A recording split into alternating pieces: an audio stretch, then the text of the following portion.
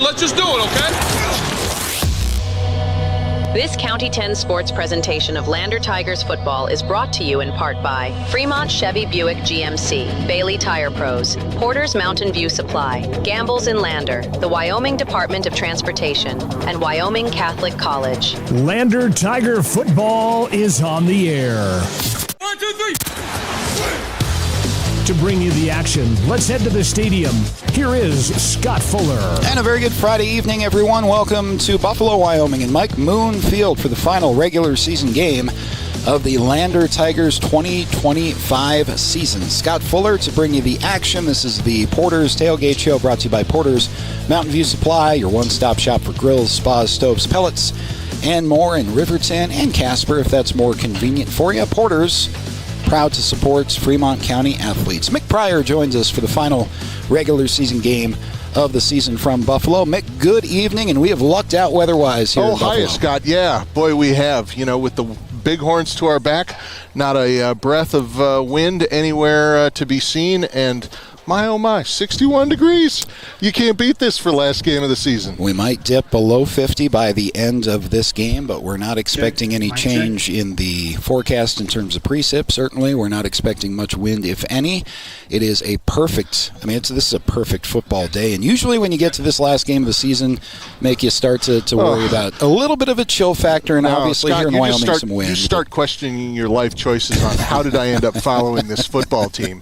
Although, for this season, I don't think anybody has it probably has that type of regret anywhere nearby. No, and let's do a little bit of a season recap here. It's a good game in the pregame to do, where have we been, and then we can get into where are we going, which is actually kind of interesting. Some mathematical formulations involved in the outcomes of 3A games across the state of Wyoming as to who plays whom where in the first round of the playoffs on Halloween next week. But we opened up the year. Let's just go quickly. We won't belabor the point, but let's go game by game. Mick, you called Green River. It was a 29-8 victory at home for the Lander Tigers. That was your first broadcast with County 10, and that was also kind of a set the tone game in the first game of the year for where Lander wanted to be. Right, very much so. It was, quite frankly, I don't know if Green River was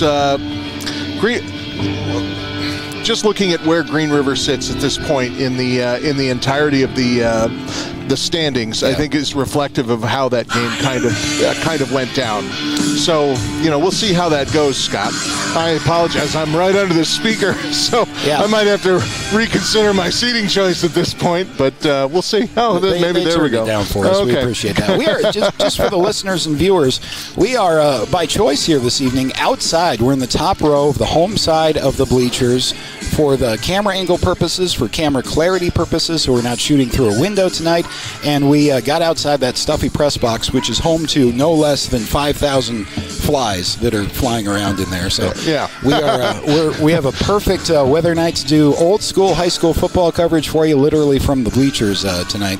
But we know Green River's fate, Mick. They are going to play Riverton in Riverton next week. That's all set up. Right. We'll get to as it pertains to Lander coming up, and then the 48-7 victory over the Powell Panthers. Powell, a rebuilding team this year. They have some young talent, just like Torrington, just like maybe even Rollins, right, in games that we'll get to. But that was a fairly easy win for LVHS. Now we're starting to roll a little bit, and I remember you and I circling Game 3, the first road game of the year at Evanston. This is the one where it's a little bit of a litmus test for the Tigers in right. terms of how are we going to do when we get to the bigger games of the year, and they showed up in Evanston and they took care of the Red Devils. Well, very much so. And if you remember, that was probably the first squad that we saw that had a lot of depth. Not a huge amount of talent, but a lot of depth. And quite frankly, it was a little bit intimidating looking across the field at a 35-man suited Tiger team, yeah. vice a 65 suited Evanston Red Devil team.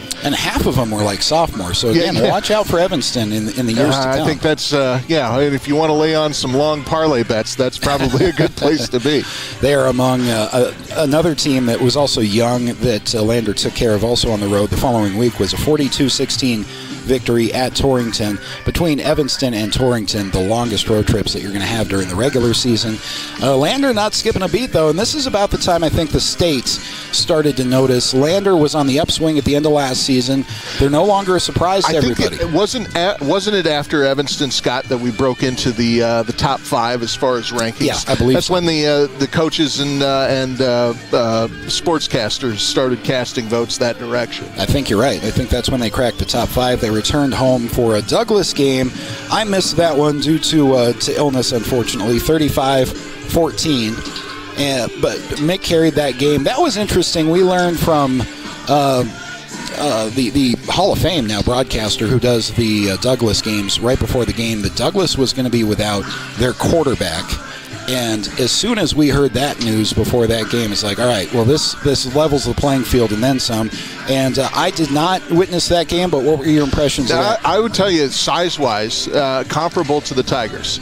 And, to a degree, took a lot of notes, in my opinion, from the previous game against Torrington.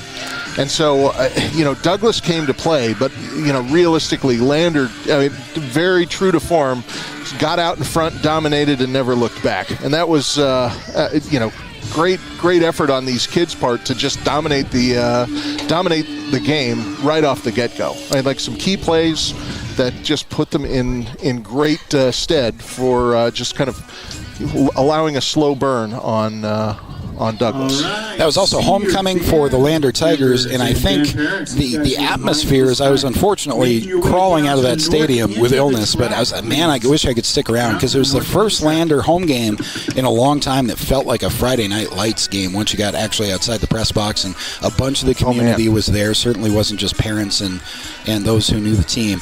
That homecoming crowd was something else, and they showed backup for the Riverton Wolverines. It was almost like a double homecoming. It was. Yeah, and this game was fun. The Riverton game, I know Lander came up on the short end, and the Tigers probably would love to have that whole first half back to do over again. But quite frankly, I would take that second half over anything. And if you remember, I think we can boil it down to one key call. And I'm not going to throw the officials under the bus. It was a subjective call, and quite frankly, it could have gone either way. But that crucial 4th and 1 stop, the spot of the ball, that basically got a centimeter of the nose of the ball across the 30-yard line, allowed Riverton to just grind down the clock and beat Lander in a war of attrition there in the second half. Yeah, that was not, yes, Lander lost on the clock, but they did, quite frankly, a lot of lessons learned, I feel, and if we look at it, relatively speaking, doesn't put them in terrible shape.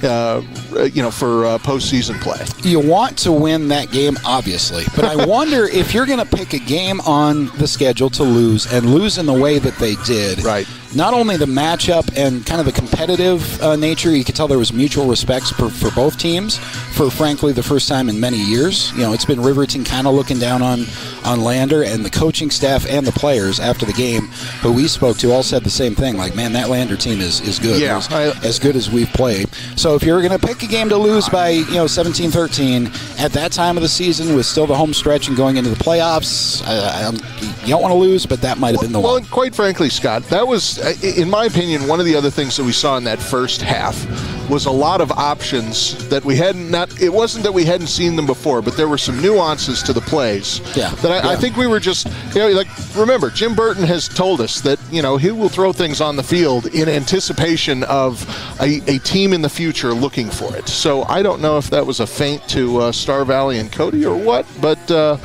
quite frankly, it wasn't a terrible, it was scoreless, but it wasn't a terrible first half for that game. No, it wasn't. It was just the Lander offense was just not clicking like I thought that they would. Also, give credit to Riverton's offensive line. They handled Lander's 3-4 a lot better than any other team has this year, so credit to them. Mm-hmm. I will say, I don't mean this to be a backhanded compliment in any way, but the Lander coaching staff coached a lot better in that game than they did in the Riverton game last year. It was just a much better coached, managed game-wise game.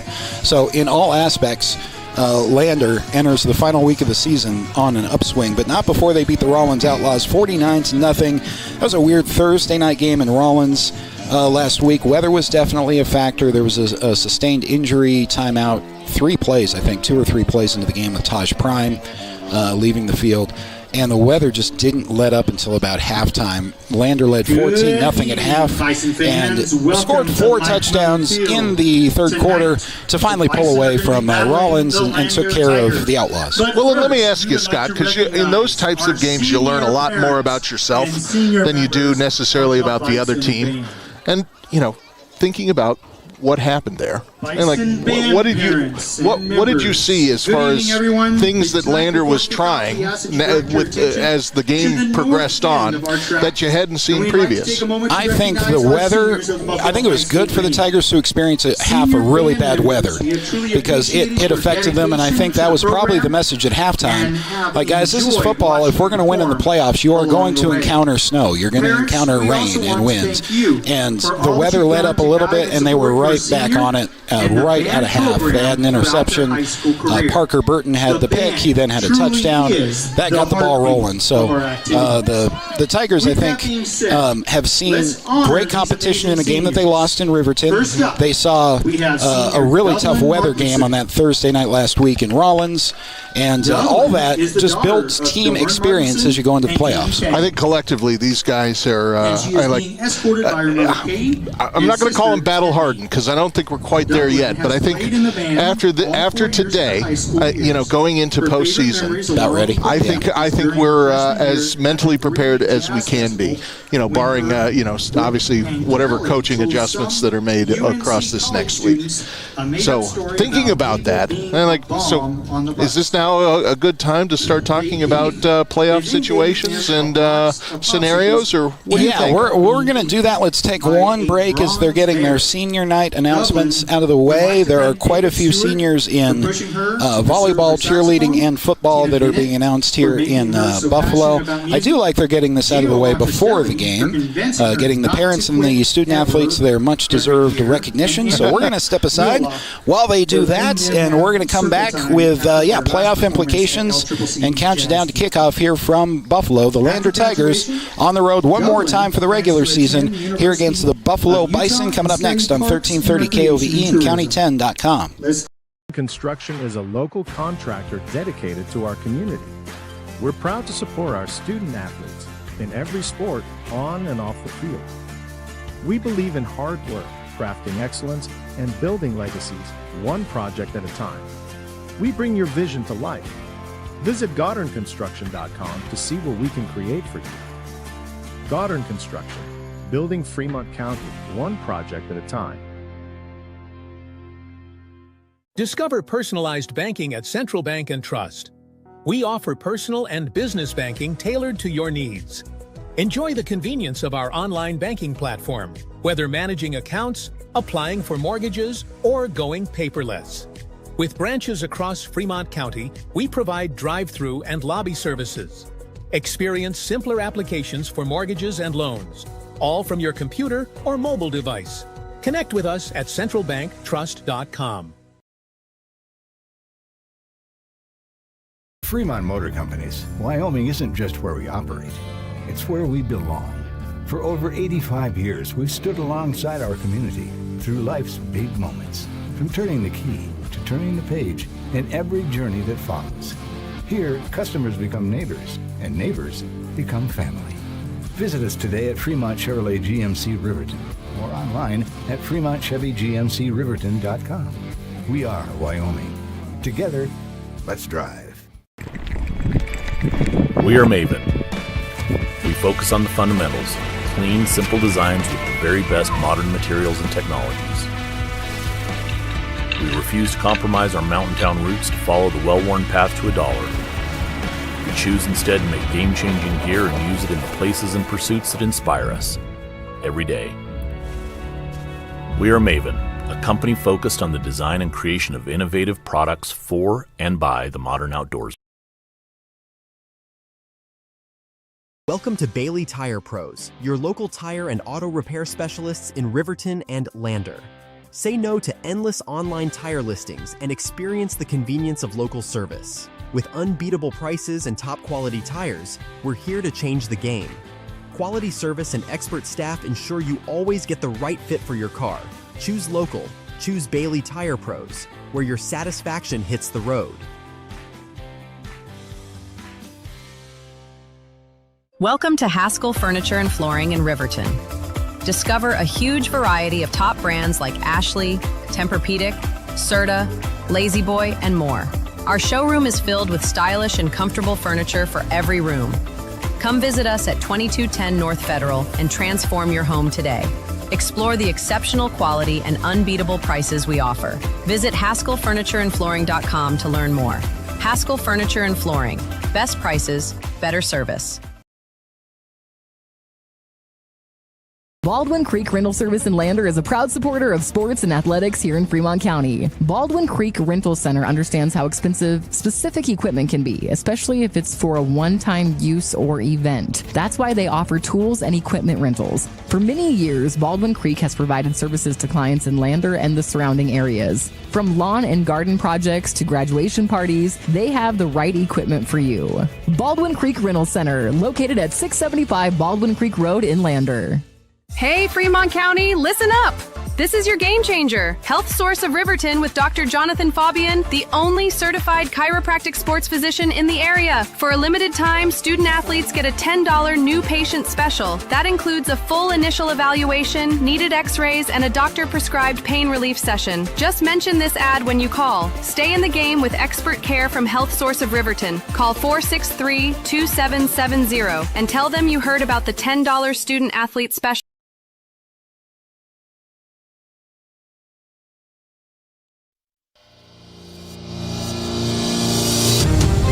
Fremont County's home for the Lander Tigers. KOVE 1330 AM, 107.7 FM. Welcome back to Buffalo, Wyoming. It is senior night, hence the noise you hear in the background is Buffalo's bands, cheerleaders, volleyball maybe, and football players are being recognized in front of their home crowd. Scott Fuller and Mick Pryor ahead of Lander and Buffalo. This is the culminative game. See, that's what I get for getting cute last week. I used the word penultimate last week, Mick. Did you get roasted in the comments? I did not, but probably should have. That's karma right there, because I can't pronounce. I'm not even going to try for a fifth time. Welcome back to the Porter's Tailgate Show. This is a beautiful night to close out the regular season. We have clear skies as the sun sets behind us. We have almost no wind, probably down to about 59 degrees right now as we are about 10 minutes away from kickoff. Again, this is it. So we got more football. We know that for sure, Mick Pryor. Yeah. The Lander Tigers are in the postseason starting next week. There's a Halloween night game that they have all but guaranteed. The asterisk here is if the Lander Tigers lose this game by 12 points or more, there is a three-way tie for essentially second place. So at that point, it comes down to a coin toss, a three-way coin toss. So if Lander were to lose this game and they have to lose it by 12 or more points, then you have a 33% chance of being either the second, third, or fourth seed. Just out of curiosity, Scott, is there, as you dig deeper into Wyoming High School Activity Association rules, seniors, let's give one does this coin toss have to happen at a public rest stop, or kind of Friday Night Lights style, I would or imagine a truck stop somewhere? You would think Ghost town. The coach has to be there, or at least maybe it's a Zoom call. I don't know, but you would think a representative from the school or the team, maybe the athletic directors, take care of that. But I don't know. Hopefully that isn't a factor, because that means we lose this game by 12 or more points. If they win this game or lose this game by less than 12 points, then Lander will host probably Jackson next Friday night. Gotcha. But it's in the bag if we can emerge victorious. You win the game, you've guaranteed yourself the 2 seed, and then you have that home playoff. So, Scott, walk me through. Okay, so obviously here in the East, in 3A East, right now we sit right behind Riverton in 1 and 2.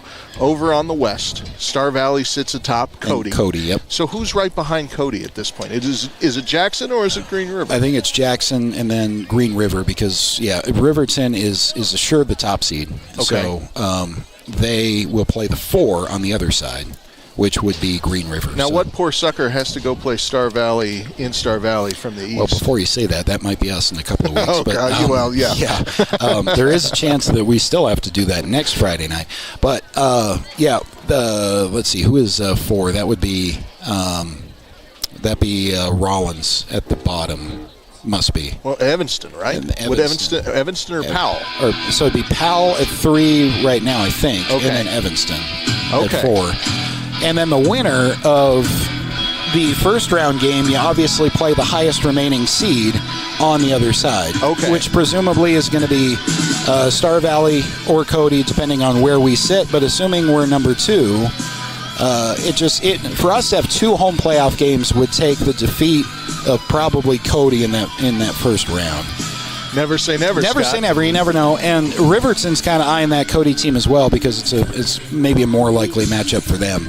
But at that point, it's just high seed against lowest remaining seed. Kind of a knockout situation in your brackets, isn't it? And it's really interesting coming from high school football in bigger states. It's interesting to see there are a lot of great things about this system and that all these kids know each other in all of 3A because they all play each other probably since middle school. Right. But when you get to tiebreakers, because there are so few teams and you only play so many regular season games, inevitably 2 or in this case possibly 3 teams in the East are tied for second place. So you have to have some kind of tiebreaker, and I don't know the perfect way to do it, and there probably isn't one. Yeah, well, like coin toss is as good as I suppose you're going to get as far as randomness, right? Yeah, and the coaching message, no matter what seed you are, is you still have to go wherever you're playing. You still have to win a football game if you're going to keep playing. I don't know, Scott. How about a hand of blackjack at the Shoshone Rose or something?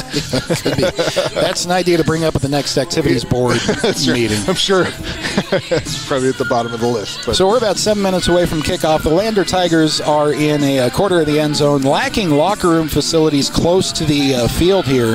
Those of you familiar with this, I think, Mick, this is a relatively new high school in the last 10 years-ish. Boy, it sure looks like it. But they've built it nicely on a hill, but it's a good probably 100 yards away from the football field itself, and there's no locker room facilities. So these Tigers have been basically warming up for about an hour, you know, and so, a little bit more exposed to the elements than in previous games, I suppose. And I guess it's a difference if you have your pregame speech on the field or in the corner of the field, and you just don't have the locker room facilities. But we're going to step aside, take one more break. I think we'll have maybe our band play our national anthem. Bison! As you can hear, the Buffalo Bison are taking the field.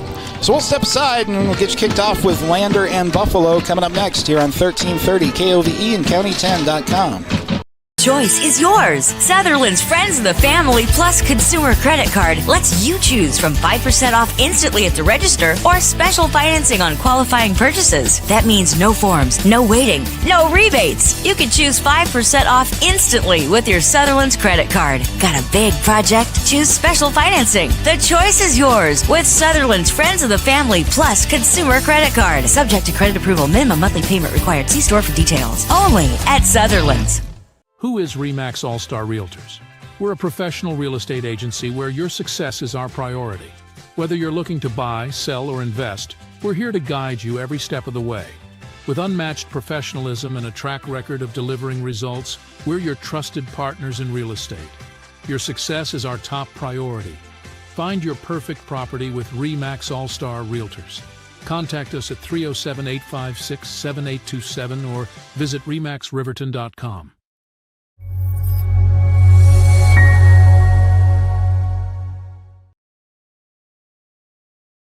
The Tyler Watson State Farm Agency is a proud supporter of Riverton High School Wolverine Athletics. We understand the importance of community, and we're excited to be a part of it. As your neighbor, we're here to help you with all your insurance needs. We offer auto, homeowners, renters, business, and life insurance. So stop in and say hi, or give us a call today. The Tyler Watson State Farm Agency will be here for you. I'm Winslow Friday, Director of the Wind River Intertribal Council Department of Transportation. It makes me and my crew happy when you buckle up. It just might save your life. I'm gonna get us home. Buckle up for life, Wyoming!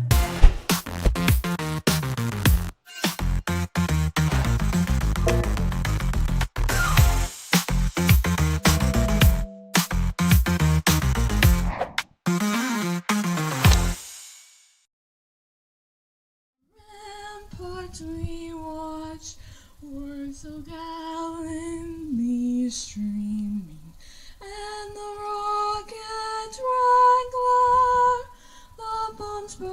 singing out, gave proof through the night that our flag was still there.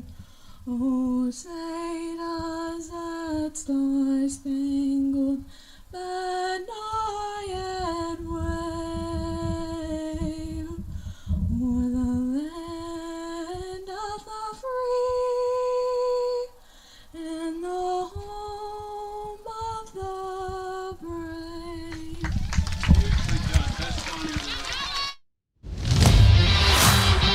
Now, more Tiger football on KOVE and County10.com.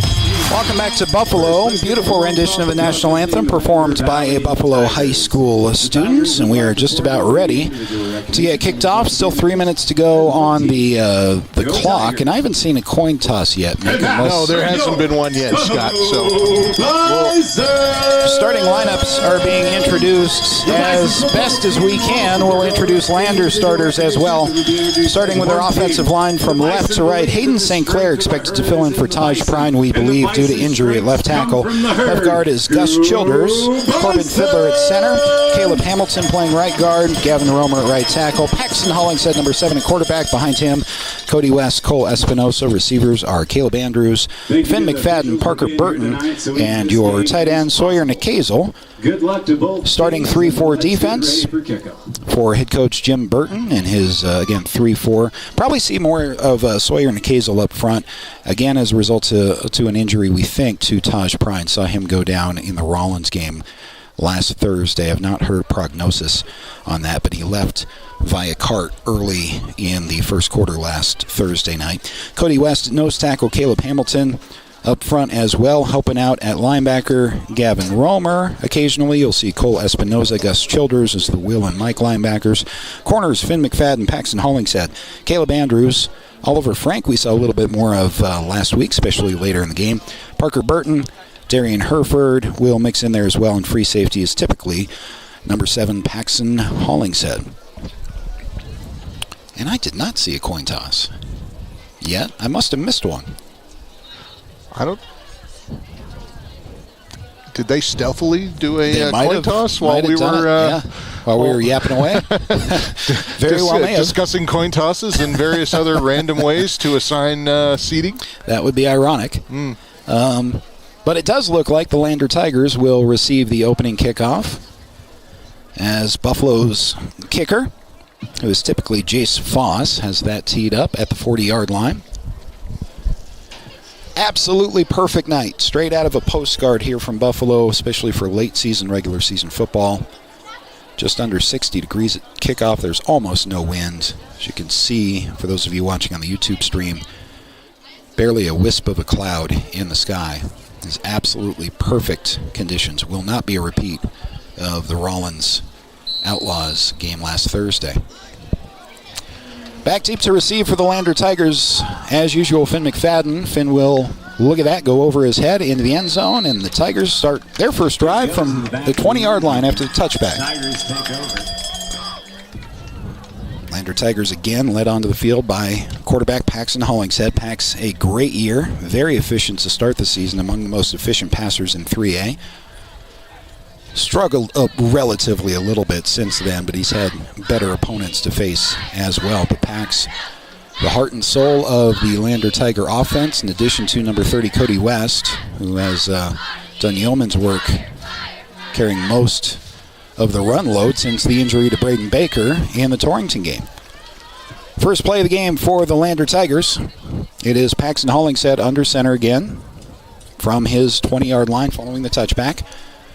Couple of receivers out to the left side, and it's Cody West alone behind Pax. West has the pitch to the right side off right tackle and falls forward for a good gain of 4, leaning toward 5 yards, but I think they'll give him 4 for a 2nd and 6 upcoming.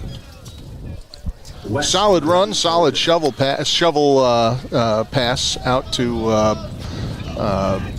West as he makes his way up. I'd say as starting shots go, Scott, that's a pretty solid report there.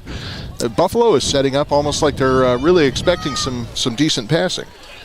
We'll see the same formation but flip to the short side this time with Pax under center and Cody West, the lone back behind him. This is a give to Cody West along the left side this time. That's well played by the defensive front of the Bison. This time only about 3 yards. So a 3rd down and 3 coming up for the Tigers.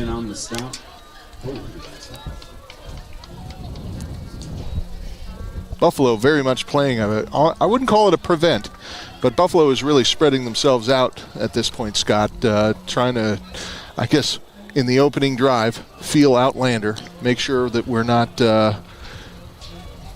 to get anything past them at this point. Just definitely slow have some, grind. Yeah, some respect, giving Finn McFadden there in the left slot plenty of room. This time Finn will motion out to the far side. On 3rd down and 4, give to Cody West. Cody is met initially, but I think falls forward for just enough for a 1st down. They will move the chains. It's a Lander Tiger 1st down to the 31.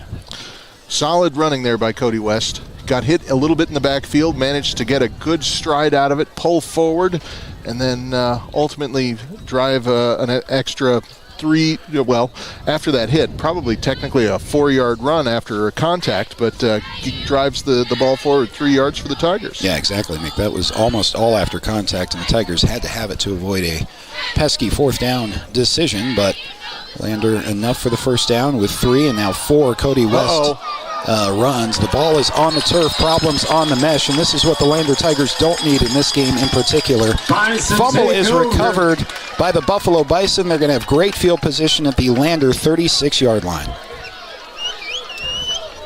That's not a great start to what looked like a promising opening running campaign there, Scott. But, these types of things happen, and quite frankly, I would tell you, this is probably one of those wake-up jostles for the Tigers. Definitely a boost for the Buffalo Bison with Hayden Geis in the shotgun. He actually has a running back behind him and a couple of receivers out to the left side, one to the right. He'll throw left flat. That ball is hauled in nicely.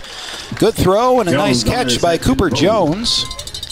Good gain of 5, 2nd down, and again 5 coming up for the Bison. Man, talk about exactly what the Buffalo Bison needed as, frankly, underdogs in this game. First drive, forcing a turnover. So maybe that prevent was a little bit more than we thought. I think on the Lander fumble, as we have a flag prior to 2nd and 5 for the Buffalo Bison. I'm not sure if it was some play calling confusion, but the mesh was never there. It's almost like Cody didn't expect it. This will be a snap infraction on Buffalo's center, which is just you can't put, once you put your ball in the hand on the ball, can't move the ball at all.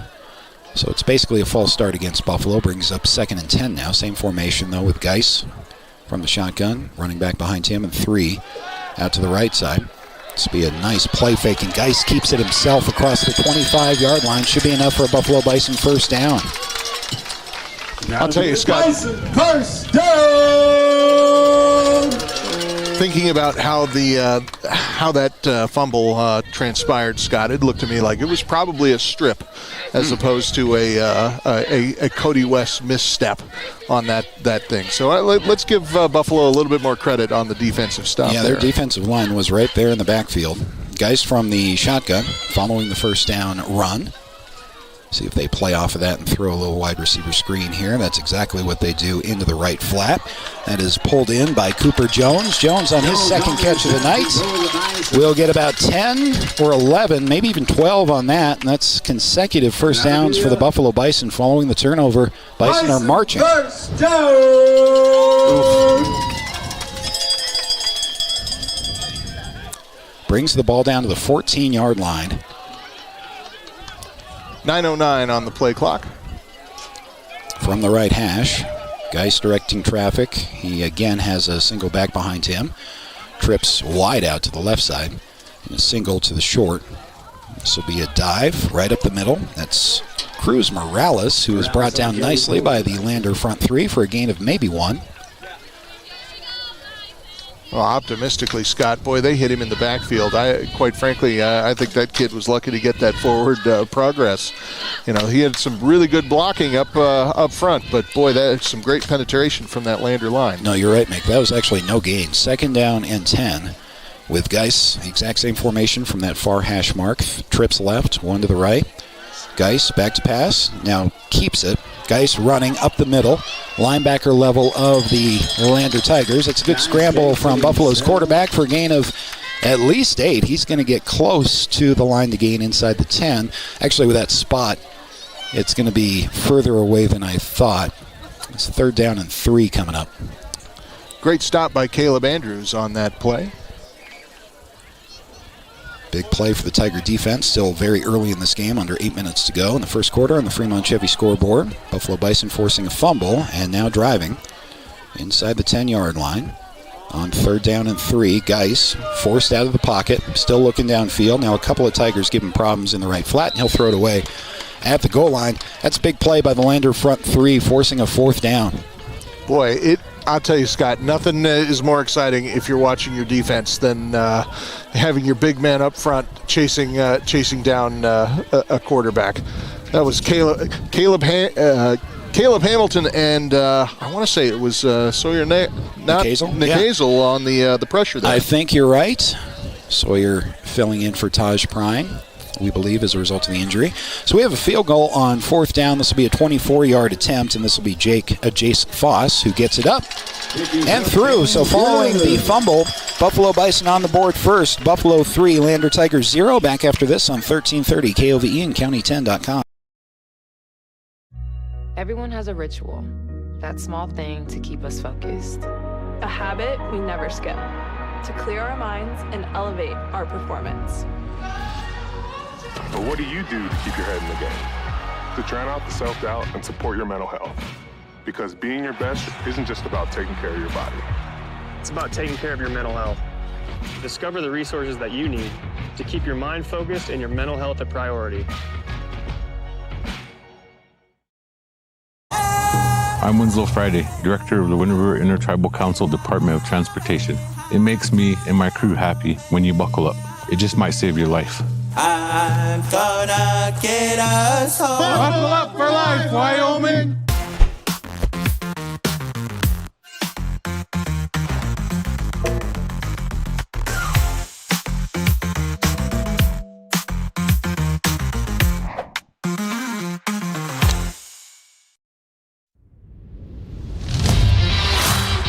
Now, more Tiger football on KOVE and County10.com. Buffalo Bison are on the board first after forcing a Lander Tiger turnover, driving down the field for a 24-yard field goal.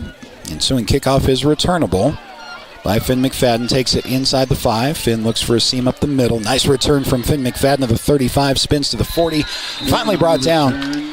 Finn McFadden return out to the 42-yard line. That's a good 40-yard return, Mick. Scott, I'll tell you what, thinking about it from a production standpoint, puts us in way better, a little bit more backfield to deal with this time around. But let me give you a little bit of stats on that last drive from Buffalo. 2 first downs, 3 attempts on rushes for 18 yards, 3 attempts for passing with 16 passing yards. 1 penalty for 5 yards and 1 field goal made. So Tigers look for a better drive on drive number 2. It is Finn McFadden in the left flat. That ball is complete. And then making a couple of people miss is... no, thought that was Parker Burton. Instead over there it's Caleb Andrews, who with second effort, I think... Oh boy, it was close. I think Andrews initially might have had the first down, then made a football move backwards and ended up losing a yard. So I think a good spot back to midfield. Second and very short nonetheless for the Tigers. 6:55 left here in the first quarter. With that second and short, best field position of the night on these 2 drives for the Tigers. It is Pax from the shotgun. Got Cody West to his left. Clean give. Cody West with a head of steam to the 40. Still on his feet, spinning to the 35. Finally brought down after a nice 16-yard run from Cody West. That's a lot more like it for Lander Tiger fans. A couple of plays and 1 first down now deep inside Buffalo territory. I'll tell you what, Scott. Cody West has this uncanny ability to see lanes, switch lanes, and keep his head down. He does, yeah. That's a talent that not a whole lot of guys have, to be able to do all of that together. He has great vision and isn't afraid to get hit, and that's a scary combination for defenses. Hollingshead after the Cody West 16-yard run. Why not try it again? It's Cody West along the left side. This time he's met by a couple of black jerseys after a gain still at 2 yards. Up second down. But that's the problem that defenses have against Lander. The second you start allocating extra guys to a guy like Cody West in the backfield, you got Finn McFadden lurking there in the passing game in the slot. The options are readily available across the whole Lander offense. It's a good problem to have. Second down and 8 after the West run from the shotgun. This will be another give to Cody West. Hits the hole hard up the middle. He is upended, but not before. A good gain of about 5. It is going to be a third down. Cody West is still not on the ground. They finally have to blow the play dead. Be a third and short 5 coming up for the Tigers. Maybe third and 4. We'll go with what the scoreboard says. A couple of substitutions in there. With 5:13 to go, clock runs here in the first quarter on the Fremont Chevy scoreboard. 3-0 Buffalo. Lander with their best drive of the game so far. It is Hollingshead from the shotgun. On the left hash, couple of receivers wide side to the right. Now Finn McFadden goes wide to stack that wide side in front of the Buffalo bench. This will be a screen and dropped. Good throw out there into the flat, but it was a little bit too much for, I think, Tanner Gwynn is the only 22 I have on my roster. He's a freshman. Haven't seen him early in games so far. Play was set up well. That's a long throw, and if it was Gwynn, unable to come down with the screen. Fourth down coming up. I think Lander's going to go for this, Mick. It looks like it, Scott, and might as well. Quite frankly, with Cody West in the backfield, I don't know why you wouldn't. Yeah, Finn in that right slot. Now Pax brings him to attached right. This will be a low snap. Pax gathers it, decides to take it himself. Hollingshead with a first down for the Tigers. Tackled inside the 20 down to the 18. Tigers needed about 4, maybe 5 on that play. They got closer to 10. Tell you what, Scott, as you're talking about options, there's just add another notch to the belt as far as things that you can do to kind of disrupt a defense. When I was watching the Riverton game in the second half, only when he started scrambling did I realize, where's that been? Pax is a good run threat out of the backfield as well, as you saw in that play. Good alertness to tuck it, not force anything. Just take it yourself. First down for the Tigers inside the 20 now. Give to Cody West right up the middle. Bounces off of one Buffalo Bison. Then is brought down by a couple more, but a good gain of a couple for Cody West on first down. 2nd and 8 coming up. Lander Tigers are inside the red zone for the first time. Well, I tell you what, that was unfortunately Cody ran into probably the only place in that offensive line where there were 3 defenders waiting for him. I think any other change of venue probably would have resulted in a little bit more yardage gain, but nonetheless, we got something out of it. A couple of yards for Cody West, who's been relied on a lot already here in the first quarter. Under 4 to go. Hollingshead from the shotgun. Sends motion further out to the left side. This will be a give to Cody West. He has a blocker in front of him. Cody, patient run. Picks his way forward for a good 5-yard gain, maybe a little bit less. 3rd down and 4 coming up. I tell you what, Scott, as a production runner, West has got have we seen very many of those in Braden Baker was one. Well, yeah. Outside in other teams, I should say. No, let me clarify it there. Baker and Cody West. I'm not going to say they're interchangeable, but Cody West is not many steps behind Braden Baker, and they've had Caleb Larvey last season. Landers had a bunch of riches in the backfield, and now it's just fallen to Cody West with the Braden Baker injury. On 3rd down and about 4, a high snap and a successful give to Cody West up the middle. Cody West untouched as he scampers into the end zone for a Lander Tiger touchdown. LVHS on the board in Buffalo. I'll tell you what, Scott, on that play, Cody West, if we were playing flag football, I think, quite frankly, that still would have been a touchdown. Nobody got him touched, but there is a flag on the field, and Lander is marching back. Well, drat. That might have been why he was untouched. Flags at about the 9-yard line. We'll see. For the moment, we'll take the touchdown off of the board. Lander is behaving as though it is against them, and they're going to walk backwards a little bit. The official indication here. We do have a mic'd up ref tonight. Holding. Offense number 55. 10-yard penalty from the spot. Replay third down. Caleb Hamilton at the right guard position called for the hold, and so from the spot should be back to the 19. It's going to wipe out most of that red zone progress back to just inside the 20, and now 3rd down and 9 coming up. Still manageable, though, and I would think, well, you never know. It's good kicking conditions tonight. You might want to tie the game. Let's see if Lander is in a position to make a 4th down choice. Hopefully they're not after this play on 3rd and 9. Hollingshead from the shotgun. Cody West now empties, so 2 by 2 otherwise.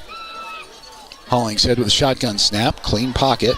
Now throws a fade to the left side of the end zone. That is brought down and caught. Yes, that's a Lander Tiger touchdown. Pulling down the touchdown is Tanner Gwinna, I believe. He's the only 22 I have on my roster. Unless we've done some number switching. That's the freshman, Tanner Gwinna, going up to make that play. Holy moly, where did that kid come from? That's all I have for a 22. So hopefully my rosters are correct. Sometimes numbers with injuries get switched around. And if anyone knows better, please let me know in the chat box. But it is a Lander Tiger touchdown with a 19-yard Paxton Hollingshead completion, nonetheless. PAT is up, and that is good. So a 7-3 Lander Tiger lead. Buffalo ball next on 1330 KOVE and County10.com. Looking for a trusted partner in your financial journey? At Redden, Kane & Associates, we're more than just CPAs. We're a world-class accounting firm dedicated to providing exceptional service to our clients.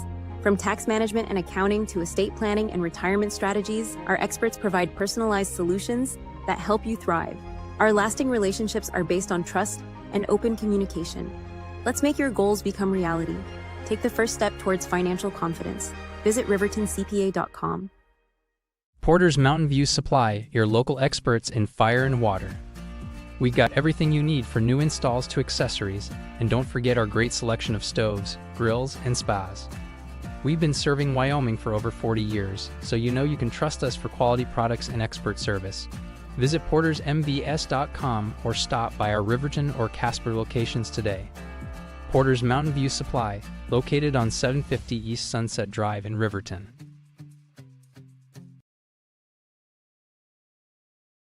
Welcome back to Buffalo, 7-3, Lander Tigers on top.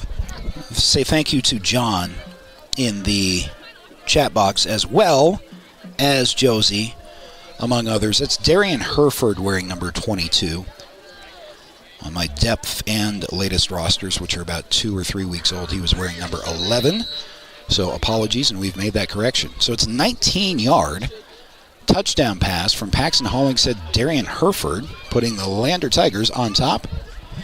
And the ensuing kickoff out of the back of the end zone.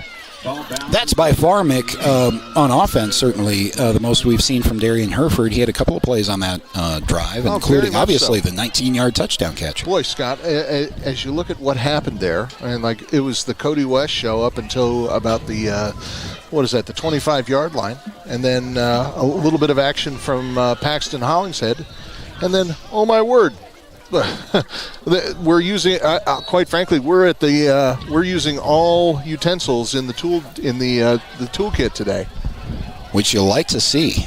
So apologies, we got that jersey number corrected. 2:36 left here in the first quarter. After the touchback, Buffalo Bison from the shotgun and their own 20-yard line. This will be a designed rollout from Geis. Geis throwing on the run. He's got an open man. It was tipped by a Lander defender, and it was caught. Great concentration. That was caught by Ezekiel Ramirez, and I'm very sure that a Lander defender got their hand on that as well. Great pressure by Romer in the backfield to kind of accelerate that, but quite frankly, just a lucky catch, I would say. Yeah, it was tipped, and very lucky for the Tigers because their secondary was beat on that play. That should have been a 80-yard touchdown. So a gain up to the 47-yard line. As guys from the shotgun, again with this familiar Bison formation with a single back behind him. This will be a give straight up the middle. Well met by the Lander front three. And that was Cruz Morales for a gain of about 2. Second down coming up.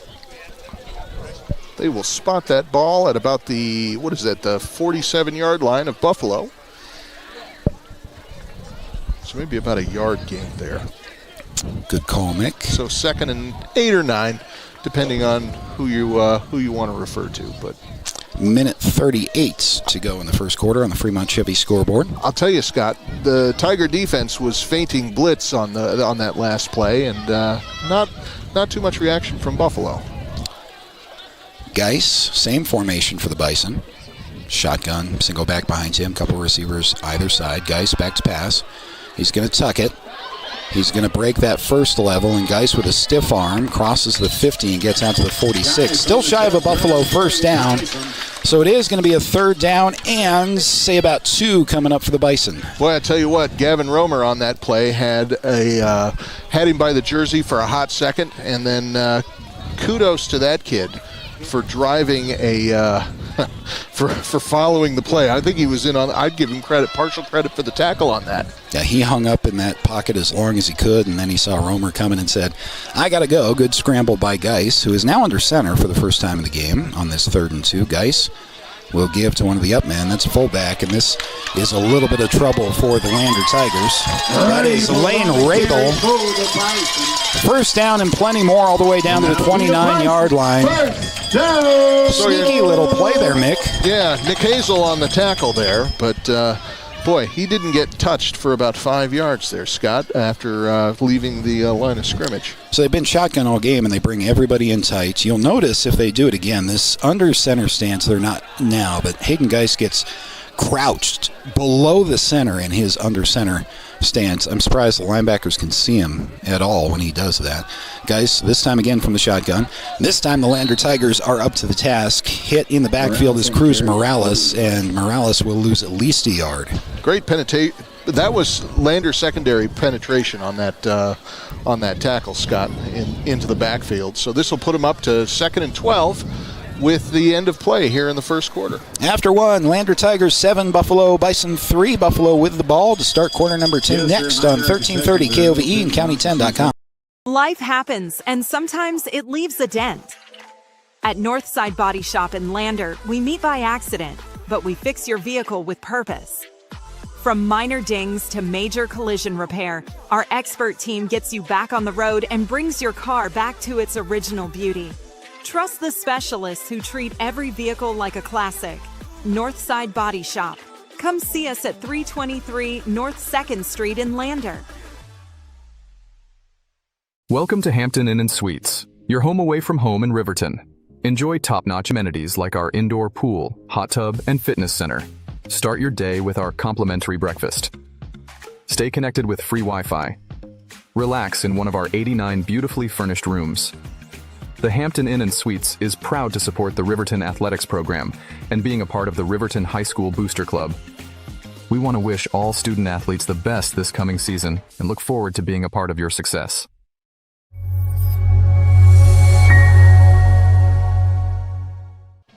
Start of quarter number 2 here in Buffalo. Lander Tigers on top 7-3, but the Bison are driving now inside Tiger territory, following a positive play, though, for the Tiger defense, 2nd and 12.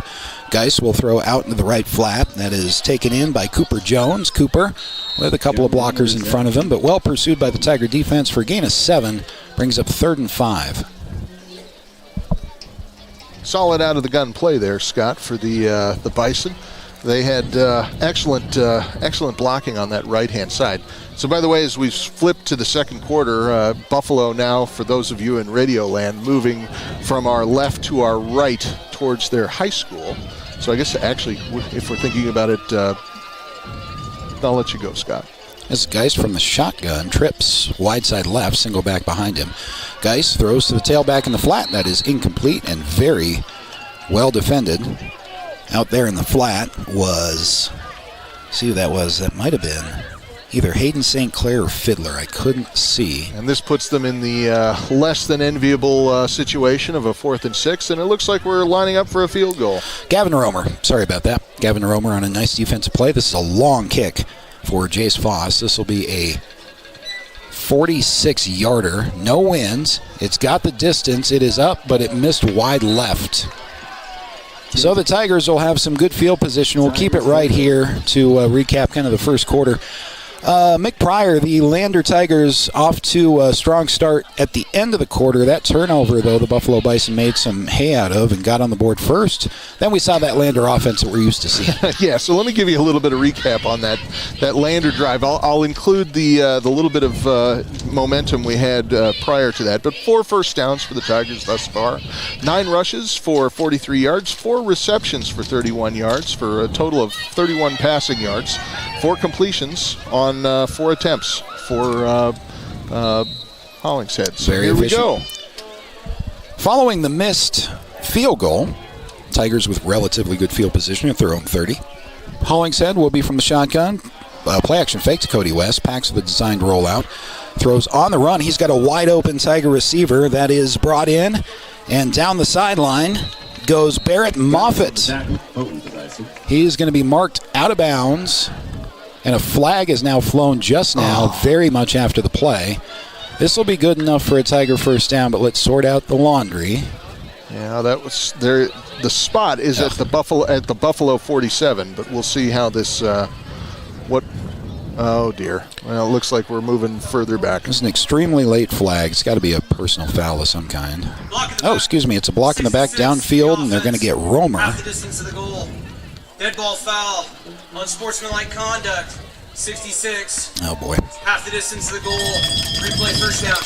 Tough play for Gavin Romer. Gets called for a block in the back downfield, and then that very late flag was an unsportsmanlike against Romer. So when we're all said and done, it will be half the distance, and we'll see where we stop marching here. It should be back to about the 10, and then add on the 5.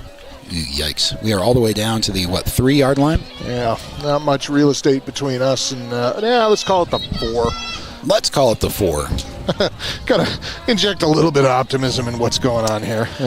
Dread. Good news is it's still first down. Bad news is the line to gain is the 30-yard line. And now in the shadow of their own goalpost, the Lander Tigers with Hollingshead in the shotgun on the goal line. And he's got a high snap. It gives Cody West. Cody West with a solid run up the middle. That takes some pressure off of the offensive line and everybody else as Cody West will fall forward for a good gain of about 7. Still a ways to go on 2nd and probably 16, but that's a good chunk on first down. So we'll spot it at about the, is it the, what are we calling that, Scott? Is that the 14 Ball's yard right line? at the 14. 10:30 left here in the first half. Tempted to do that again, although we haven't seen Finn McFadden from the slot yet. 2nd down and long for the Tigers. A little more room to breathe, still deep in their own territory. Hollingshead with a quick throw out to the right. That is Finn McFadden. Finn got the corner, makes a move, makes a man miss inside. Just like that, Finn McFadden is a Lander Tiger first down all the way up to the 33-yard line. The word of the day again, Scott, is resiliency. These Tigers are, once Finn had that ball, boy, turned wheels upriver and started paddling. Credit to the right side of the offensive line there. Credit to Pax for getting that ball out on time. Good snap. Everything worked to give Finn McFadden that right edge in time, and then if you give McFadden some space, Finn can make some stuff happen. Buffalo Bison know that all too well. Game-winning long touchdown reception in this game in Lander to go to the playoffs last year.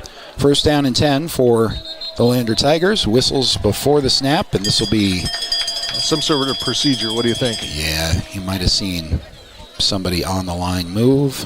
Motion looked fine to me. Offense, number 5, 5-yard penalty. But instead, they are going to get Barrett Moffitt for maybe a twitch on the line of scrimmage, lined up as a wide receiver there. 9:49 to go in the first half on the Fremont Chevy scoreboard. Tigers 7-3 lead with the football, but kind of sputtering on this drive. Nice first down gaining reception from Finn McFadden, but then marching back 5. So 1st and 15. With Hollingshead from the shotgun as Parker Burton with motion in front of him. It's Cody West to Pax's left. Hollingshead pumps, now throws over the middle. That is caught by Parker Burton, pulled down for a Lander Tiger first down just about the 50-yard line. Solid pass from Paxton Hollingshead. And great, what do you think? There wasn't a whole lot of time between Burton turning around and catching that ball. So kudos to Burton on that reception. Yeah, that's great hands. Great hands. Reps with your quarterback. You got to trust each other. know the ball's going to be there and trust your receiver to expect that. That worked out perfectly. Nice job by the offensive line to give Hollingshead some time there, too. First down and 10 from their own 49. Pax looks right, throws a dangerous ball, nearly intercepted. Falls harmlessly incomplete in front of the Tiger bench. Well, I tell you what, that Bison defender had almost two hands on it. A solid one hand. Pax stared down that first read and took a little bit long to throw it, and that was nearly dangerous, but Tigers live on this drive. Second down and 10. 9:08 on the clock. And if you're just joining us, Tigers are leading 7-3 here in Buffalo. Interesting drive for the Tigers, but it's working, at least getting the ball down the field so far. From the shotgun again is Hollingshead. McFadden is slot left like him here. Instead of give to Cody West. Cody on the right side. Nice push by the offensive line is going to give Cody West a nice path for a 9-yard gain. Great tumble. If he had stayed in bounds, he probably would have rolled over the 10-yard gain. Not quite a first down to the 42, but 3rd and 1 coming up. They will spot that ball at about the Buffalo 42-yard line. So Tigers now again in Buffalo territory. After a handful of setbacks, here we go again. It is that 3rd down and 2, as Mick said, from the 42 of the Bison. Hollingshead from the shotgun. A couple of receivers wide side left, including Finn in the slot. Give to Cody West on 3rd and 2. Cody has a little bit of room. Cody West with a defender riding his back down to the 30. Will cross just inside the 30. Good enough again for another Lander Tiger first down. Boy, I tell you what, Scott, on that play, Cody West looked like, as we got it started, was running to the right off the looked like the play was designed as a right start, but Cody immediately changed gears and flipped over to a left hole that he really made some hay with on that one. You got to get a hand on him in the backfield, otherwise you're in some trouble defensively. First down and 10. Drive doing a little bit better now. From the Buffalo Bison 30. Pitch out right side to Cody West, met immediately in the backfield. Still takes a couple of Bison to bring him down, but that's going to be a loss of almost 5. That was no good penetration on the Buffalo Bison. We got to give him some credit there. That was no fault of Lander, but some great secondary exposure there for the Bison. Not a whole lot that a running back can do when you catch a pitch, especially, and then you have somebody right there in your lap.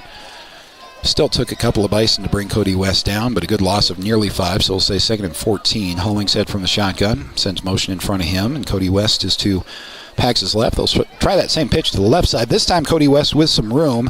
Around the corner, Cody West to the 20. And is brought down, eventually more ushered close to out of bounds inside the 15-yard line. Plenty good for a Tiger first down.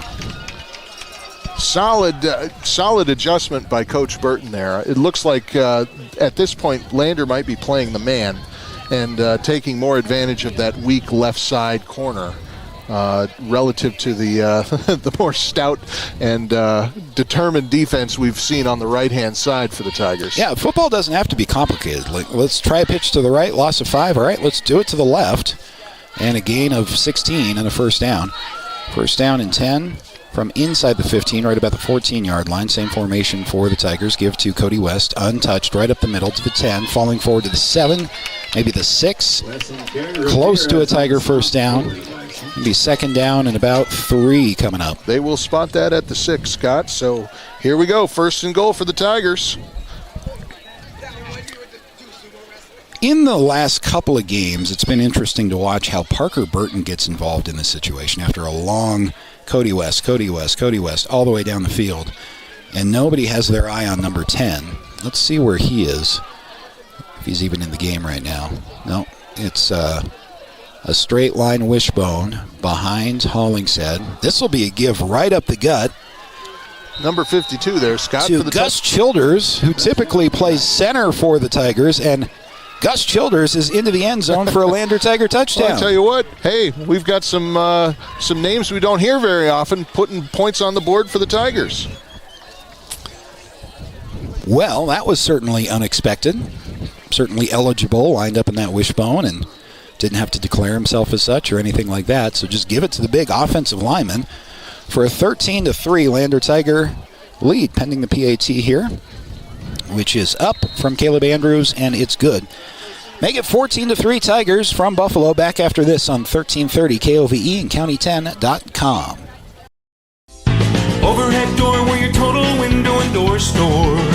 We have garage doors, front doors, storm doors, screen doors, glass doors, sliding doors, shower doors, French doors, wood doors, metal doors for your business or home.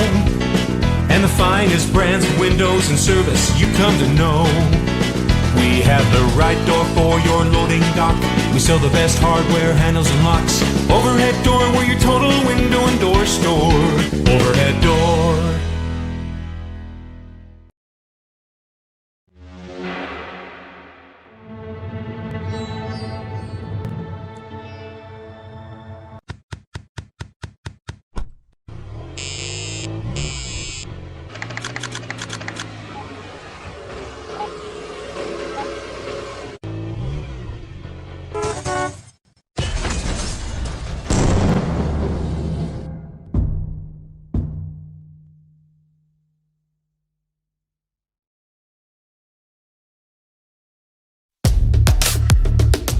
Lander Tiger football is on the air.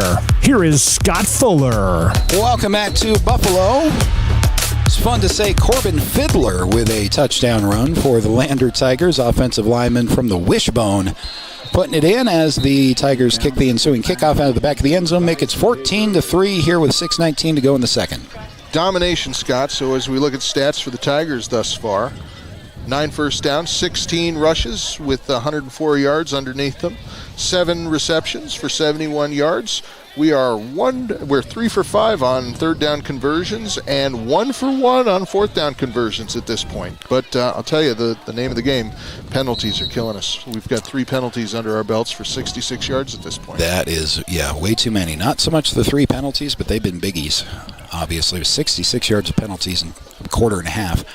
Sense of urgency a little bit for the Buffalo Bison as their quarterback Geis from the shotgun after the touchback from their own 20. This will be a nice play-action fake, RPO fake from Geis, but it's even better read by the Tiger defense. Only good for about 3 yards. Second down coming up. Solid swarm there. So, quite frankly, for that type of run, I think we walked away with as much as we could on that. Yeah, so. That RPO is all about that mesh and that fake, and that's Geis is doing that as well as we've seen anybody, but well read by the Tiger defense. It's good film study from the Tigers. Geis from the shotgun, throw into the right flat. He has a receiver there. It is Jones. Cooper Jones has a little bit of room. That's good for a Buffalo Bison first down.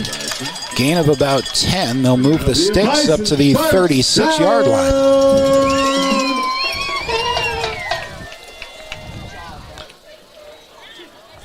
And to be fair, Scott, this is really kind of like Buffalo's third possession of the night. Right. And quite frankly, they're starting to show a little bit of signs of life. But then again, so is our defense. They've operated from basically the same formation almost the entire first half, the one you see right now. This will be a give. Late decision on the RPO. That was nearly a fumble, but Cruz Morales able to corral that and dive ahead for maybe a yard after all that. Solid penetration by Cody West on that one. He was in the backfield, but kind of wouldn't say high five to the rusher as he went past, but really focusing in on that quarterback. And the RPO is interesting because the running back does not know if he's going to get the ball. And sometimes that can cause some issues, and it nearly did cause a turnover on that play, but Buffalo lives to drive on after a gain of 1. And it is Geis from the shotgun again. This will be the same. Nope, Geis still has the ball. I'm telling you, that RPO fake is as good as we've seen. Geis scampering outside on the right and good enough for a first down. Totally fooled me. They will spot that ball at about the Buffalo 47. And, I'm kind of almost right back at you relative to what we were doing to them just a couple of plays ago with the run to the outside. We haven't seen them, Buffalo, air it out at all, but they have been able to move the ball here and there. Probably their most efficient drive so far. We'll see how it ends up.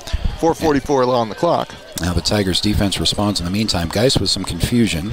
Now has his formation set, apparently. Same formation from the shotgun.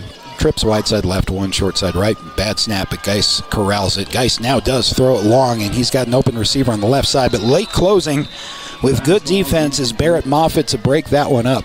I think when the quarterback saw that read, it was open. Barrett Moffitt doing a great job in the secondary to close that hole and bat the ball away. Boy, I tell you what, that snap was a little bit to quarterback's right there. Manages to pull it in single-handedly and then immediately flip around for that pass. Quite frankly, that might have been a completion on a better snap. That's a great point, Mick. You may be right. So much of this style of offense is timing. All it takes is a bad snap to throw that off. This time they'll wrinkle in some motion here and go 2-by-2. Same snap there, Mick. Yeah. Geis is going to try to air it out to the right side. That ball is nearly intercepted. Very well read by Finn McFadden, who was providing underneath in double coverage along that right side. That was just well read by the Lander secondary. Really had no chance on that play. Scott, that almost looked like the same play as before, just other side of the field, yes? Could have been, yep. Looked like it's quite frankly, different Tiger defenders, but reading it the same way and correctly adjusting. Yeah, the only difference was the motion that made it 2-by-2, and that's what Buffalo will stick with now. They have two receivers either side, still a shotgun from Geis with a single running back behind him. Geis corrals a snap, in trouble, now throws into the left flat, and it's incomplete. That's pressure up the middle from the Lander Tigers that ruined that play. And that'll put the Bison at 4th and 10 with 4:28 left here. Caleb Hamilton was in there as well as Sawyer Nikazel. That play had no shot, and as Mick just said, this is a pretty obvious punting situation.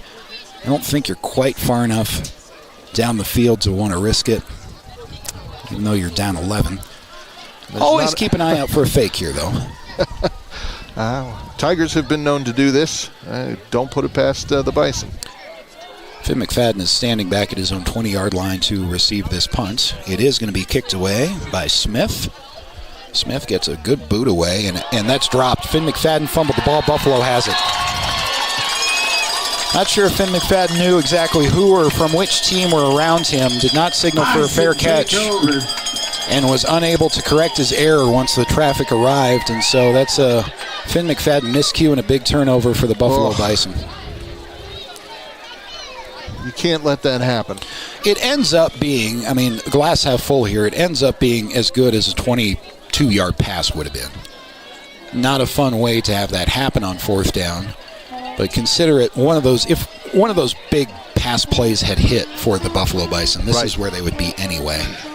It is back to trips to the right and one to the left from this shotgun snap from Geis. Geis able to give the ball right up the middle.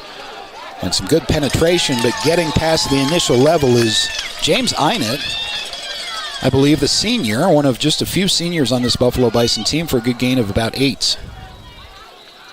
I remember James Einett from last basketball season. He's a standout for the Buffalo Bison basketball team and also from last year's football game. They'll spot it at the Lander 19 on that one. I tell you what, Scott, yeah. It is one of those mental errors, turnovers. Any coach will tell you that's what kills you. A couple of receivers from that shotgun wide side to the left, and now just one short side to the right. This is a power left formation, and it's going to be taken by the quarterback, Geis, by himself. Well pursued side to side by the Lander defense. I don't think he has a first down, so I think we have 3rd and 2 coming up. I think you're right, Scott. They'll call it 3rd and 3 here at the Lander 19. And going back to that punt return or attempted punt return.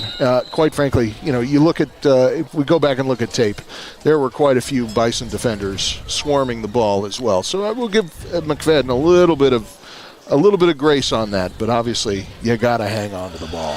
Yeah, I would want to see, we'll keep it right here for a Buffalo timeout, by the way. 3rd and 2 coming up with 3:21 to go in the second quarter on the Fremont Chevy scoreboard.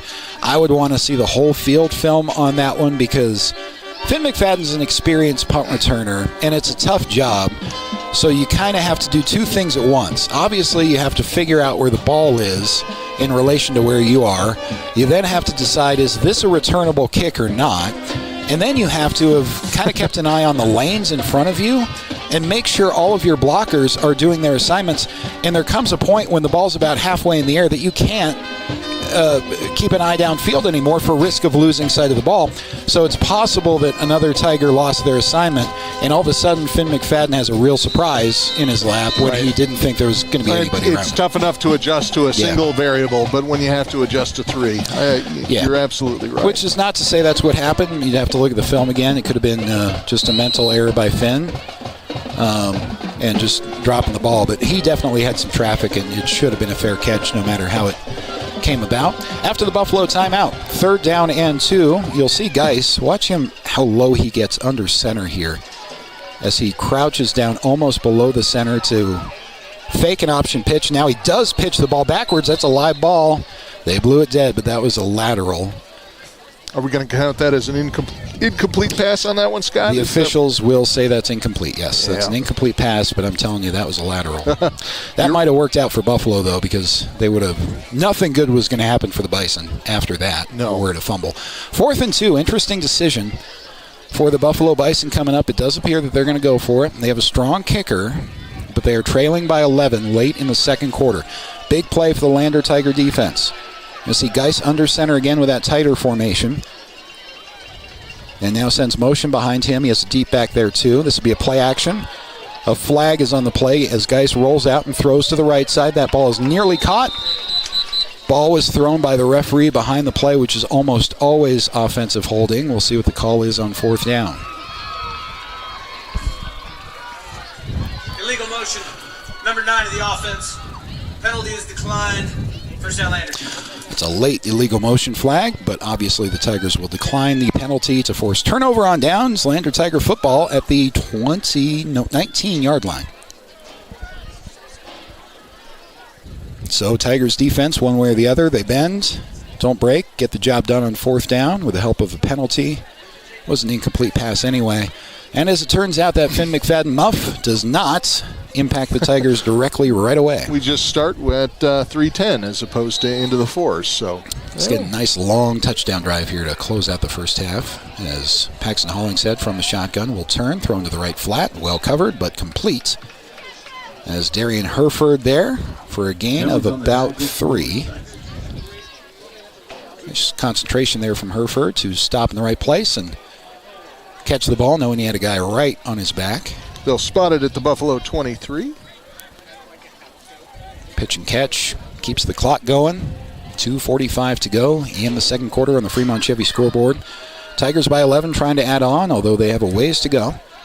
Hollingshead with Cody West to his right. This will be a give to Cody. Cody stutter steps in the backfield, now picks a hole in the left side. Patient running from Cody West for a good gain of about 4. 3rd down and about 2 coming up. Can we please get all cheerleading and football? Well, I tell you, Scott, not to besmirch these Buffalo fans, but it is very obvious that it is hunting season here in Buffalo. Yes. Yep. I'm sure these games are well attended. Buffalo is a proud football program, but priorities. It's tough to get certain times of the year. It's tough to get people to come to your games. I have to say, Mick, especially if you're going to have a weekend full of weather like this, guys and gals are going to be out there in the field for sure. There's a decent smattering of home fans. Also, several dozen Lander Tiger fans on the far sideline wearing the green who have made the trek. I see some of my fellow Hudson Outlaws over there. There you go. Yeah. What a beautiful drive, though, it was. Went over the pass. Hadn't done that in a long, long time. And there was enough snow up there to make it pretty, but no snow on the roads, clear skies. It was just a gorgeous drive over. Not a bad way to spend a couple hours on a Friday. I myself took the Manita Casper and then 25 up through Bar None. Woohoo! Well, to each their own. Yes. 3rd down and 2 for the Lander Tigers. This will be a shotgun from Hollingshead. Hollingshead looking to throw all the way. Lofts one over the middle to Finn McFadden at the 50. Finn off to the races. 30, 25, 20. Finn McFadden for a Lander Tiger touchdown. That is a 72-yard Paxton Hollingshead to Finn McFadden strike. Puts the Lander Tigers up by a couple of scores. 2:14 left, and my word, I'll tell you what, Scott. Great read by Hollingshead. great in-stride catch by McFadden. I don't think he had to stutter at all on that pass. Perfectly executed, perfectly read. That was just as good as you can do that. Let's forgive Finn McFadden on the turnover after a 72-yard touchdown reception. PAT is up and good. Lander Tigers take a 21-3 lead. Back after this on 1330 KOVE and County10.com. Wyoming Catholic College is a unique institution that offers an immersion into Western tradition, the beauty and challenges of the wilderness, and the treasures of the Catholic spiritual heritage. Our mission is to provide a unique educational experience that nurtures the body, mind, and spirit.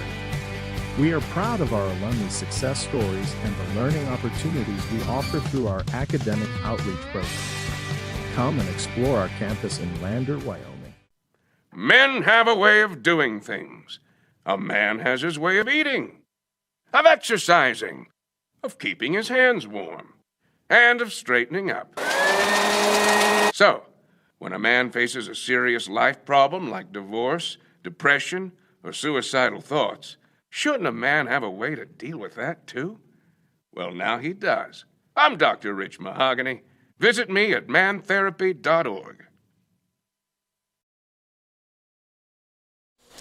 Back here in Buffalo, 72 yards from Paxton Hollingshead to Finn McFadden, scoring late here in the first half. The kickoff should have been a touchback, but they're going to let him take it out. And it's going to work to Lander's advantage to the 16-yard line. That was Cooper Jones, who after receiving the ball in the end zone should have been called down. But Lander will take it as they'll gain a couple of yards. Instead of the 20, it'll be out to the, see where they put the ball down, at the 16-yard line. Now, Scott, as I was looking over our stats thus far for the Lander Tigers this half, 10 first downs, 50 yards in rushing, 140 yards in reception, and Hollingshead is 9 for 9 on passes thus far. I think that's correct. I think he got that 100%. We mentioned how efficient he was earlier in the season, especially as Geis takes a first down snap for Buffalo, throws a right hitch that is going to be caught. Receiver Finn McFadden on the tackle. It's going to be a good 13-yard hitch for a first down for the Buffalo Bison. And now the Buffalo team trailing 21-3 shows some tempo. One play, one first down. This will be that wide snap again, but Geis able to corral it. Throws into that left flat. That is pulled down. And then quickly tackled after a gain of about 3. Second down coming up, and we'll get a Buffalo Bison timeout right here to save some clock with a minute 43 remaining in the second quarter on the Fremont Chevy scoreboard. Keep it right here. On that pass, Scott, looks like the reception was at about the line of scrimmage. He got about 2 steps on it before the Lander secondary was all over him. And so as a result, we're at a 2nd and 7 situation with a minute 43 left before we close into the half. So solid defense from solid both sides of the ball from these Tigers. Both sides of the ball, but yeah, that defense has been solid for these first 2 quarters. And especially when you're dealing with a quarterback like Geis. He's their team's second leading rusher. He is unafraid to run the ball. And then when they've tried those shots, they beat the Tiger secondary once, but somebody got a finger on it to minimize the damage. And then the other 2 shots down the sidelines on that last drive, Lander had those covered perfectly. Out of the Buffalo timeout, they are down to 1 timeout remaining by my count, by the way. Yes, that's correct. So from the shotgun is Geis, trips to the wide side right. Geis looking to throw all the way. He'll throw into that right flat. That ball is caught and immediately brought down is the receiver. So that'll keep the clock going, and a gain of about 4, but 3rd and 3, long 3 coming up. Yeah, they'll give him forward progress on that to about the 39, but he was hit back for about 2 yards on that, so positive spot. This will be, not sure if they awarded a timeout or if this is a formational penalty. Don't see a flag, but offsides, 23 of the offense. It is 5-yard penalty, still 3rd down. Lined up in the neutral zone is what that would be at the snap of the ball. I think that was that receiver at the bottom of the screen for those of you watching on the Bison sideline. Receiver has to get set and then declare to the official whether he's on the ball or off the ball before the ball is snapped. And I think in their hurry, Buffalo just snapped that really quick, and caught their own receiver in the neutral zone. Shotgun snap now on third down. This will be Geis throwing over the middle. The ball is incomplete. Nearly caught and then nearly intercepted on the ricochet. So fourth down coming up. That was a bullet from Geis, and quite frankly, maybe just a little bit too fast on the muzzle velocity. We got a little bit of spin off of that as he was tackled. And, boy, the Lander players swarming again and trying to maybe make a little bit of hay out of that incomplete. It's great coverage over the middle by the Lander defense. Buffalo is showing punts on 4th and 7. A couple of returners back standing at their own 32. This is a high kick. It is playable. Fair catch, Parker Burton. That's a flag as Parker was run into after making a fair catch. So actually, Lander's going to have some great field position, a couple of timeouts, and some time to work with here. They have 2 timeouts remaining, minute 3 on the clock, and after this penalty is marched off, Lander's going to be in good shape. Still on their own side of the 50, but in great field position. What are we calling that? Interference. Kicking team, 15-yard penalty from the end of the kick, first down. Ball's going to be all the way up to, I think, the 48-yard line. See where they put this down. Nice concentration from Parker Burton. Good decision to make that fair catch signal as well. And that wasn't malicious by Buffalo's punt cover gunner down there. He just couldn't stop. Just ran into Burton at the end of the play. So it is going to be 1st and 10 for Lander from their own 48-yard line. Gift for the Tigers. Plenty of time. Minute 3 with 2 timeouts and 48 yards to go. 52 yards to go as Lander's on their own 48. Hollingshead from the shotgun. Couple of receivers either side of the even formation. And sends Cody West out to his left. Blindside pressure brings down Paxton Hollingshead in the backfield. Offensive lineman on that left tackle position, I think, for the Tigers was beaten on that play. Yeah, as you, if you're watching at home, you may have noticed that just kind of hands on his head, that Lander lineman kind of chasing his soon-to-be sack coverage assignment. So they'll spot that at the Lander 42. So a little bit of a drop there. We'll back it up and put it at a 2nd and 16 situation with 55 left, but. Don't fret, Lander fans. We're still up 21-3 on the Buffalo Bison here in the second quarter. So, learning situation. And quite frankly, I think these are the optimal times to do adjustments, see what types of assignments and substitutions, work well as we go, as we advance on in the game and, ultimately looking forward to the next one. Yeah, I mean, this is when you want to have these conversations and learn from these setbacks is now and not in the first playoff game of the season, which is next Friday. And the Tigers have had a lot of those moments, I think. By the way, Lander taking a timeout, so 1 timeout apiece now remains. We'll see how Lander wants to manage the rest of this 55 seconds now remaining in the second quarter after that sack setback. They'll come out with a shotgun and trips to the wide side left. 1 receiver right. Cody West in the backfield. Hollingshead looking to throw. He'll lob it right side. That ball is in and out of the hands. Good coverage, but in and out of the hands down there of, I think, Caleb Andrews. So 3rd down coming up. On the coverage. That's a great throw from Paxton Hollingshead, though. Yeah. Quite frankly, Scott, I would be willing to bet here with 50 seconds left here in the second. We're going to start seeing kind of some oddball and one-off type of stuff from Jim Burton.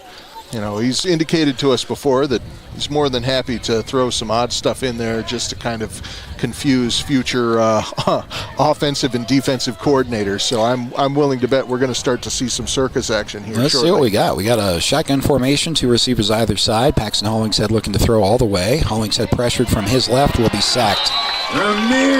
Hollingshead brought down for a loss of 7. That's going to force a punt on 4th down. I would think if Buffalo wants a shot at this that they would use a timeout right now. And they finally do, although they let 10 seconds go off the clock there, as though they couldn't make up their minds. So Buffalo is out of timeouts. Lander has 1 remaining, and there's 34 seconds remaining here in the second quarter on the Fremont Chevy scoreboard. Oof, a 4th and roughly 19 to go is not a solid way to get her rocking and rolling here. It's the first failing on those two plays of the offensive line so far this game, I think. They've been very solid, Landers, to this point, and both of those weaknesses came from that left side, which is Pax's blind side as a right-handed quarterback. So that tempo drive did not go the way the Tigers wanted to, and Buffalo not out of it just yet in terms of this first half. 34 seconds, and now they're out of timeout, so they're going to have to hurry. So a lot of Buffalo's potential on this next drive will have to do with this play on the punt. See if we can get a good kick away into the night here at Mike Moon Field. Buffalo setting up at about the 34 for the reception.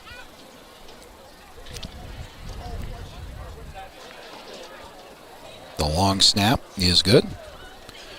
And it is a pretty good kick away that will land at about the 37. Immediately contacted. Should have fair caught that ball was the Buffalo punt returner. That was Cooper Jones, who was feeling lucky and brave, but he held on to it, and that's exactly where the Buffalo Bison will start with 26 seconds remaining in the second quarter. So they'll spot it at the Buffalo 38-yard line. And, yeah, that was kind of one of those oddball ones where the Lander defender and the punt returner arrive at the same spot at the same time, and no fair catch, which puts us in an oddball situation. Perfectly played by Lander's punt cover there. Very much so. Probably should have been a fair catch. Let's see what Buffalo wants to do with 26 seconds remaining. Ball's at their own 38-yard line. It is Geis from the shotgun throwing deep over the middle. That ball nearly intercepted. There's no receiver in that area, and I think Paxton Hollingshead was a little shocked that the ball was in his area anyway. Well, quite frankly, there were no receivers for Buffalo anywhere near that. There was really only one receiver downfield, and he was nowhere near where that ball ended up landing. 8 yards away, I'd say at least. And Hollingshead was just playing center field free safety there. Illegal motion. Offense. 5-yard penalty. Replay first down. There's a motion penalty on that call. I didn't see it before the snap, but we'll take it. 21 seconds remaining. Back the Buffalo Bison up 5. Ball's now at the 32, almost 33-yard line. See if Buffalo has anything in their bag of tricks or if they just want to get a chunk down the field and try to stop the clock for maybe a Hail Mary. We'll see. Geis has a shotgun look. Clean pocket. Now forced to scramble. Geis rolling toward his own sideline. Bunch of time off the clock, and that's only going to be a gain of about 3 or 4 on the scramble. Now 13 seconds remaining in the second. Boy, Romer and Hamilton were not going to let Geis to get very far on that. I'll tell you what, for front big men, those guys can haul. Yeah, you're right. Side to side, they're great. I mean, that's probably an aspect of this whole defense we haven't talked about is how quickly they can get the whole defense, but those big guys up front can get one side or the other. 13 seconds remaining, second and long for the Buffalo Bison. Second quarter action here from Buffalo. Geis will throw into the left flat. That ball is caught, and the clock will stop momentarily. I thought Buffalo was out of timeouts. Hang on a second. Please put 7 seconds on the game clock. Huh. Was that a Lander timeout then? No, I can't imagine why Lander would have. And by my count, by the scoreboard prior to that play, they were out of timeouts. They're going to grant them one, though, so I must have missed something. Out of this timeout, we'll have 3rd down and 5 coming up with only 7 seconds remaining in the half. So the ball now is spotted on the Buffalo 43-yard line. At this moment, 3rd and 13, and 7 seconds left. So 3rd and 5 right 3rd and 5, 3rd and 5. But it is, you're down to one play. Anything in the middle of the field, you won't have time to stop the clock on a spike. If you really wanted to, you could throw a 15-yard out, but even then you're not in field goal range. So I think this is some kind of, I'm not sure. I guess we could find out if Hayden Geis can throw it from the pocket. It's going to be 65 yards in the air. If they have some kind of other fancy stuff planned, we'll see what Buffalo wants to do on what may be the final play of the second quarter. We'll have trips wide side to the right. Actually, 4 receivers wide side to the right with Geis empty in the backfield. Good pressure from Landers, going to negate all that. A sack is going to end the first half of play with the Lander Tigers up 21-3. So they will sack him at the Buffalo 35 to end it into the half. Why not? Buckle up for life. Halftime show is coming up after this. At the half, Lander Tigers 21, Buffalo Bison 3. Back for the halftime show and the second half here on 1330 KOVE and County10.com. Looking to transform your home with that perfect mountain-inspired touch? At Altitude Interiors, we're your neighbors here in Lander, bringing decades of family expertise to every project. From stunning hardwood floors to stylish window coverings and custom cabinetry, we'll help you create the space you've been dreaming of. Experience the altitude difference at altitudeinteriors.net.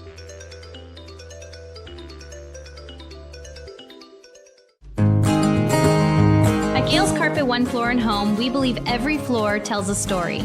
As a family-owned business with deep roots in Fremont County, we don't just sell flooring. We create personalized solutions for your home. From cozy carpets to stunning hardwood, our expert team guides you through every step. Scan the QR code to learn more. Transform your space with confidence. At Gales Carpet One Floor and Home, we're here to wow you.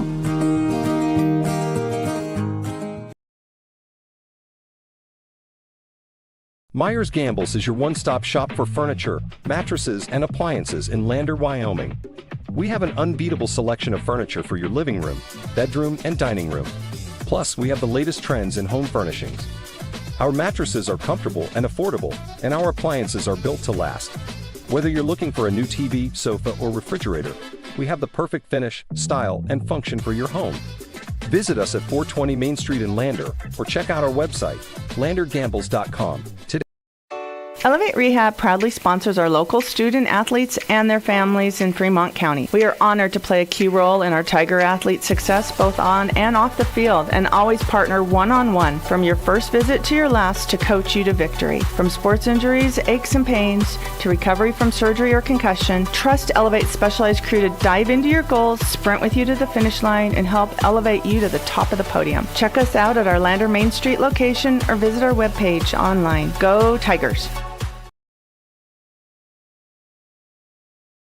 Goddard Construction is a local contractor dedicated to our community. We're proud to support our student athletes in every sport on and off the field. We believe in hard work, crafting excellence, and building legacies one project at a time. We bring your vision to life.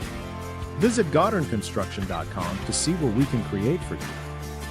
Goddard Construction, building Fremont County one project at a time. Discover personalized banking at Central Bank and Trust. We offer personal and business banking tailored to your needs. Enjoy the convenience of our online banking platform, whether managing accounts, applying for mortgages, or going paperless. With branches across Fremont County, we provide drive-through and lobby services. Experience simpler applications for mortgages and loans, all from your computer or mobile device. Connect with us at centralbanktrust.com.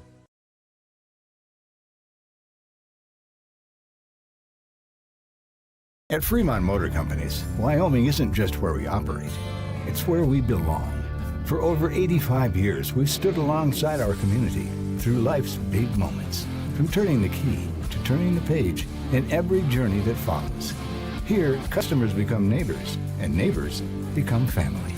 Visit us today at Fremont Chevrolet GMC Riverton or online at FremontChevyGMCRiverton.com. We are Wyoming. Together, let's drive. We are Maven. We focus on the fundamentals, clean, simple designs with the very best modern materials and technologies. We refuse to compromise our mountain town roots to follow the well-worn path to $1. We choose instead to make game-changing gear and use it in the places and pursuits that inspire us every day.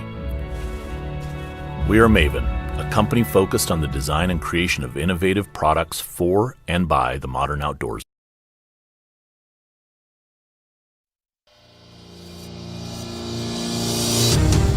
Fremont County's home for the Lander Tigers, KOVE 1330 AM, 107.7 FM. And welcome back to Mike Moon Field in Buffalo. It is halftime on senior night. Lander Tigers doing the spoiling so far after 2 quarters, 21-3 over the Buffalo Bison. Scott Fuller and Mick Pryor for the Y-Dot Buckle Up for Life halftime show. Brought to you by Y-Dots, reminding you that seatbelts save lives. Buckle up so you can stay in the game every time, every ride. Mick, your impressions on that first half as a whole? A lot of adjustments, Scott, and certainly not a half free of errors. Right, we saw a handful of early fumbles. We saw some mismanagement on punt returns, and we saw some penalties that just probably shouldn't have happened. But quite frankly, on the flip side of those missteps, immediately after, and I mean next play after, we saw that same player make solid moves, and I'm thinking primarily of Finn McFadden, in mismanaging that punt return, and then within the next Lander offensive drive, taking a very long run to the house. Yeah, we don't want to put it all on Finn again. That may well have been his error, but as a special teams unit, it doesn't matter. Whether somebody missed a block in a lane that Finn didn't see as he was trying to also field the ball, or if Finn made that error, doesn't matter. You made the comment, Mick, after a 72-yard touchdown pass that Finn caught on the next play. I mean, that's one of the lessons that football can teach you is you're going to make mistakes that are going to hurt your team, and you just got to move on. You got to move on to what you do well, and on the very next play, Hollings head to Finn McFadden for 72 yards. I think it speaks a lot to the mental resiliency of this Tiger team, Scott, as far as just, okay, I goofed that up, but hey, is kind of echoing what Jim Burton has told us, it's a new play. Yep. It's a new play. Start it again. You're redeemed for the moment. Go and do good things. And boy, oh boy, these Tigers are making a lot of hay out of some rain. The Tigers want to win this game. They would be favored to win this game, but we do have, as fans, a little bit of a point spread in this game because of that weird tiebreaker situation that could happen if the Lander Tigers were to lose this game by 12 points or more. There would be a very strange 3-way tie for the 2, 3, and 4 seeds, and then we'd have to decide a season's worth of football seeding with a 3-way coin toss. Right. So we're trying to avoid that. After 2 quarters, the Lander Tigers are well on their way to securing the 2 seed, which would give them a home playoff game, and we think the opponent would probably be Jackson in that situation. Whoever it is, if that eventuates, that does come to a Lander next Friday, it already, not to put the cart before the horse, got to win this game, but already looking forward to a Halloween night home playoff game in Lander. This team having rebuilt pretty quickly with Jim Burton over the last couple of seasons. What a big deal it was to just make the playoffs and get stomped by Star Valley last year. Right. And now we get to host a game that we might be able to win next Friday. Undoubtedly, Scott. And the real trick here is this is not resting on 1 or 2 seniors. This is this is an all-team effort. What we're seeing as far as touchdowns are names that we don't normally call out as Darian Herford, Darian Herford, and not Caleb Adams. Corbin Fiddler, who's your starting center typically. Yeah. So this is it is the Lander Tiger show, not the it is not an all quarterback or running back show, which is, Scott, I can't emphasize enough how high school football inevitably tends to evolve into that 2 or 3 guys carrying a whole team. This is not that story. And quite frankly, that's the type of story you need in postseason if you're going to make any type of forward progress, and quite frankly, looking ahead to Jackson. I don't want to get too ahead of us, but Jackson has been one of these interesting teams that actually gave Star Valley a run for their money 2 or 3 weeks ago, and I believe also did the same thing to Cody. They hung in with Star Valley for the first half. I think that ends up being a 3 or 4 touchdown game. I don't think Jackson's deep enough for a Star Valley. But I haven't seen Jackson yet. If that's who we end up playing, if we do play a playoff game, again, take care of business tonight.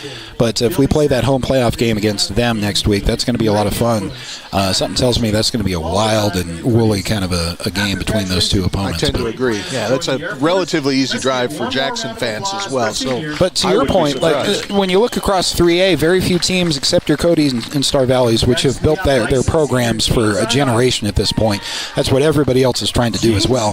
But every other team is so dependent on 2 or 3 players to the point I don't want to pick on Douglas, which is a great football program and a storied tradition, but they lose their quarterback and they're out of any game, basically, and that's exactly what happened as they headed into the Lander-Tiger matchup, and Lander took care of Douglas, and what was more of a lopsided victory for the Tigers than any Lander-Douglas matchup in recent memory was. So it does make a difference to have not just 1 or 2 superstars, and you don't want to go in too heavy on one player because you can lose that player and you're in some trouble. Let's take a break, and then we have first half stats that we're going to recap on the other side of this break on the Wide Buckle Up for Life halftime show.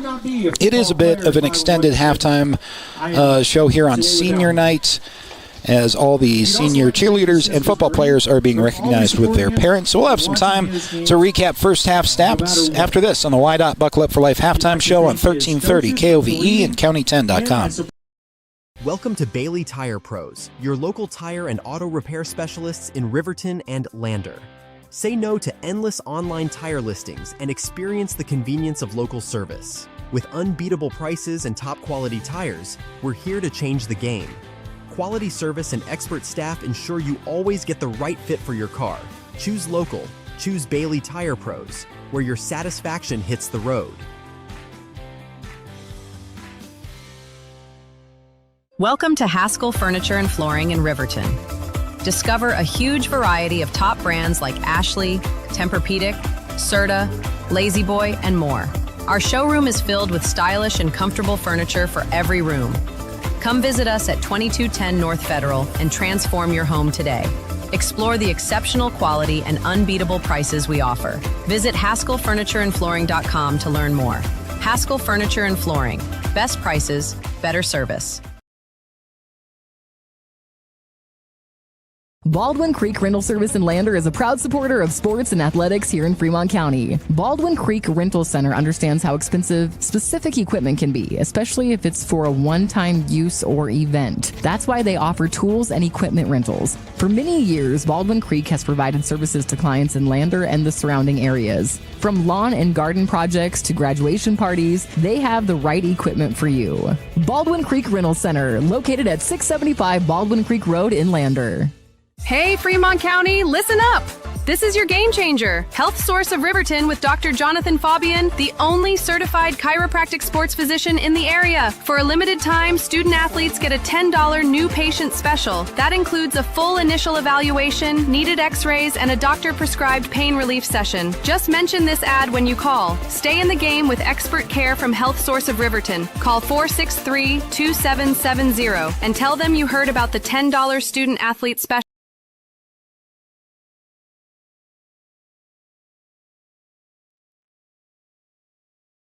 The choice is yours. Sutherland's Friends of the Family Plus Consumer Credit Card lets you choose from 5% off instantly at the register or special financing on qualifying purchases. That means no forms, no waiting, no rebates. You can choose 5% off instantly with your Sutherland's credit card. Got a big project? Choose special financing. The choice is yours with Sutherland's Friends of the Family Plus Consumer Credit Card. Subject to credit approval. Minimum monthly payment required. See store for details. Only at Sutherland's. Who is RE/MAX All-Star Realtors? We're a professional real estate agency where your success is our priority. Whether you're looking to buy, sell, or invest, we're here to guide you every step of the way. With unmatched professionalism and a track record of delivering results, we're your trusted partners in real estate. Your success is our top priority. Find your perfect property with RE/MAX All-Star Realtors. Contact us at 307-856-7827 or visit remaxriverton.com.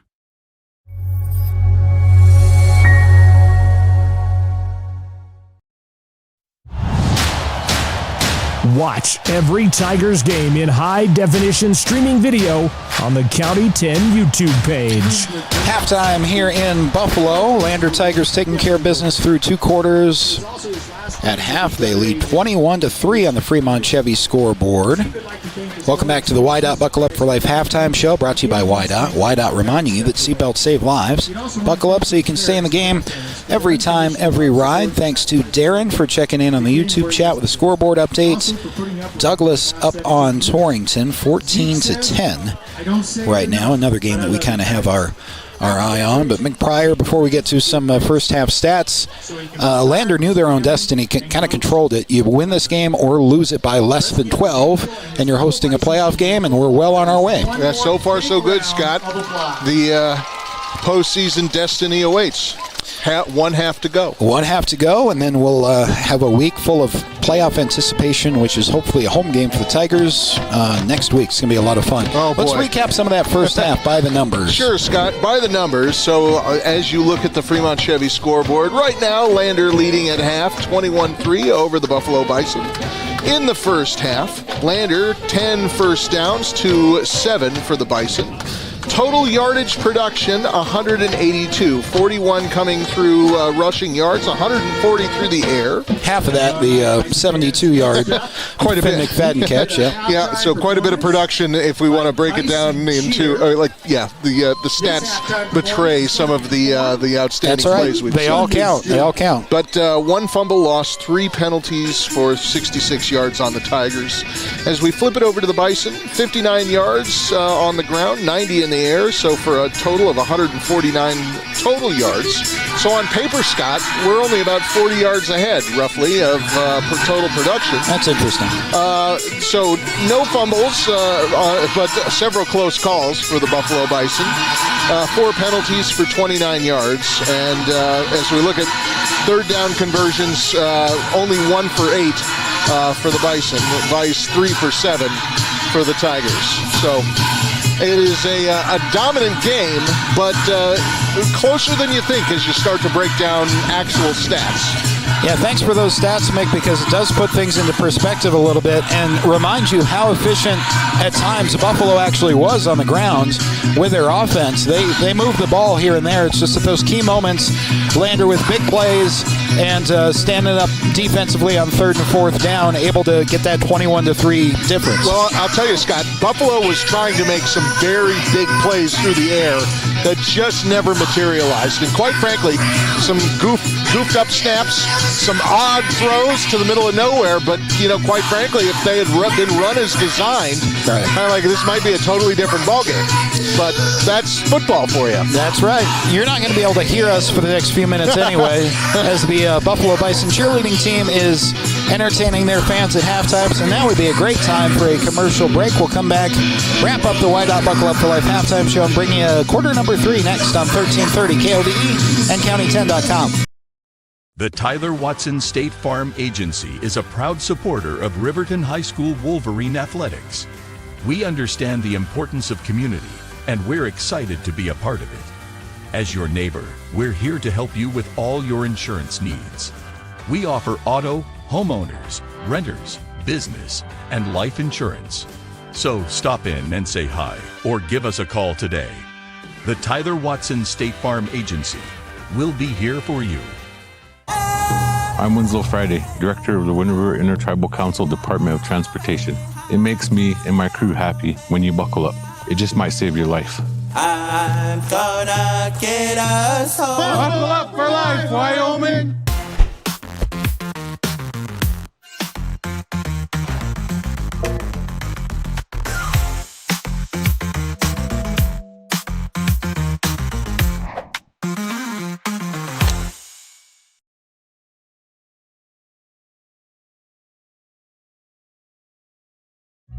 Everyone has a ritual, that small thing to keep us focused.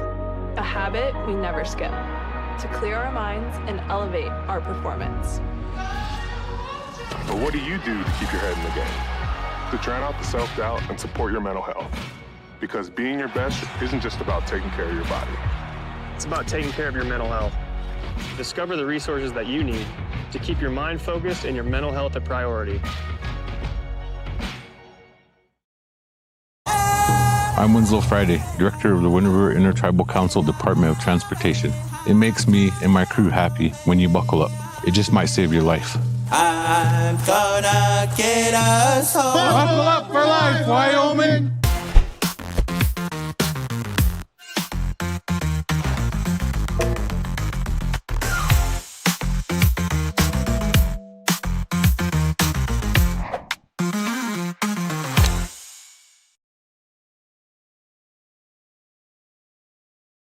Looking for a trusted partner in your financial journey? At Redden, Kane & Associates, we're more than just CPAs. We're a world-class accounting firm dedicated to providing exceptional service to our clients. From tax management and accounting to estate planning and retirement strategies, our experts provide personalized solutions that help you thrive. Our lasting relationships are based on trust and open communication. Let's make your goals become reality. Take the first step towards financial confidence. Visit rivertoncpa.com.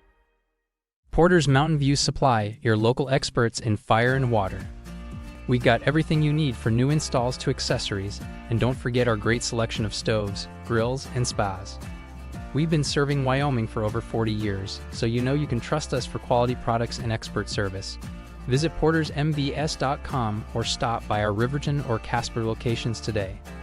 Porter's Mountain View Supply, located on 750 East Sunset Drive in Riverton.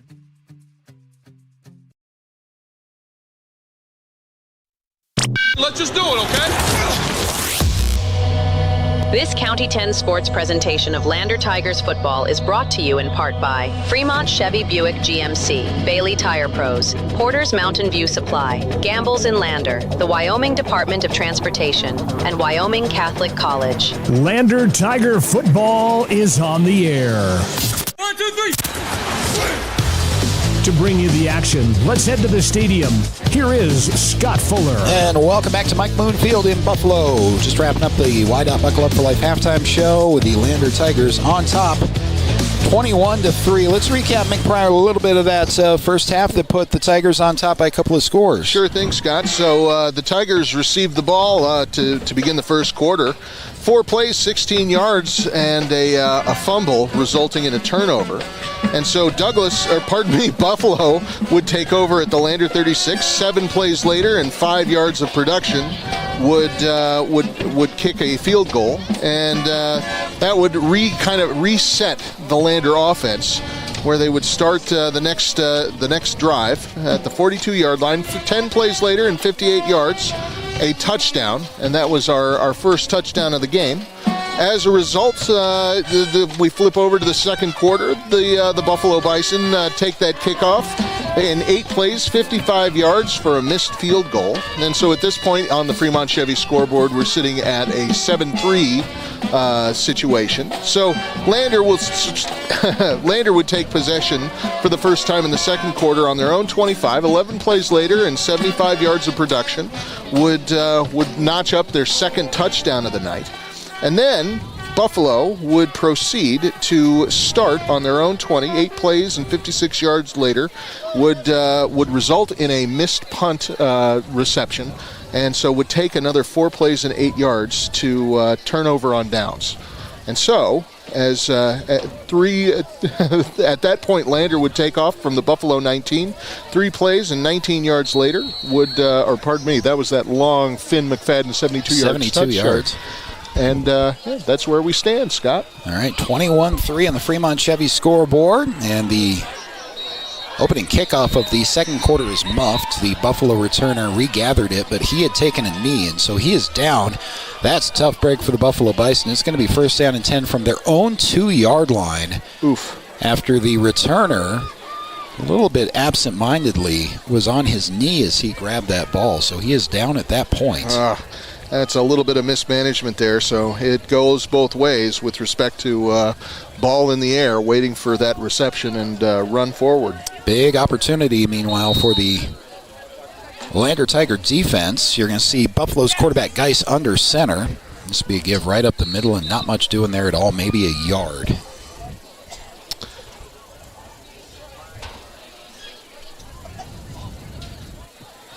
So not much progress. That'll be second down and 9. They'll spot it at about the Buffalo 3.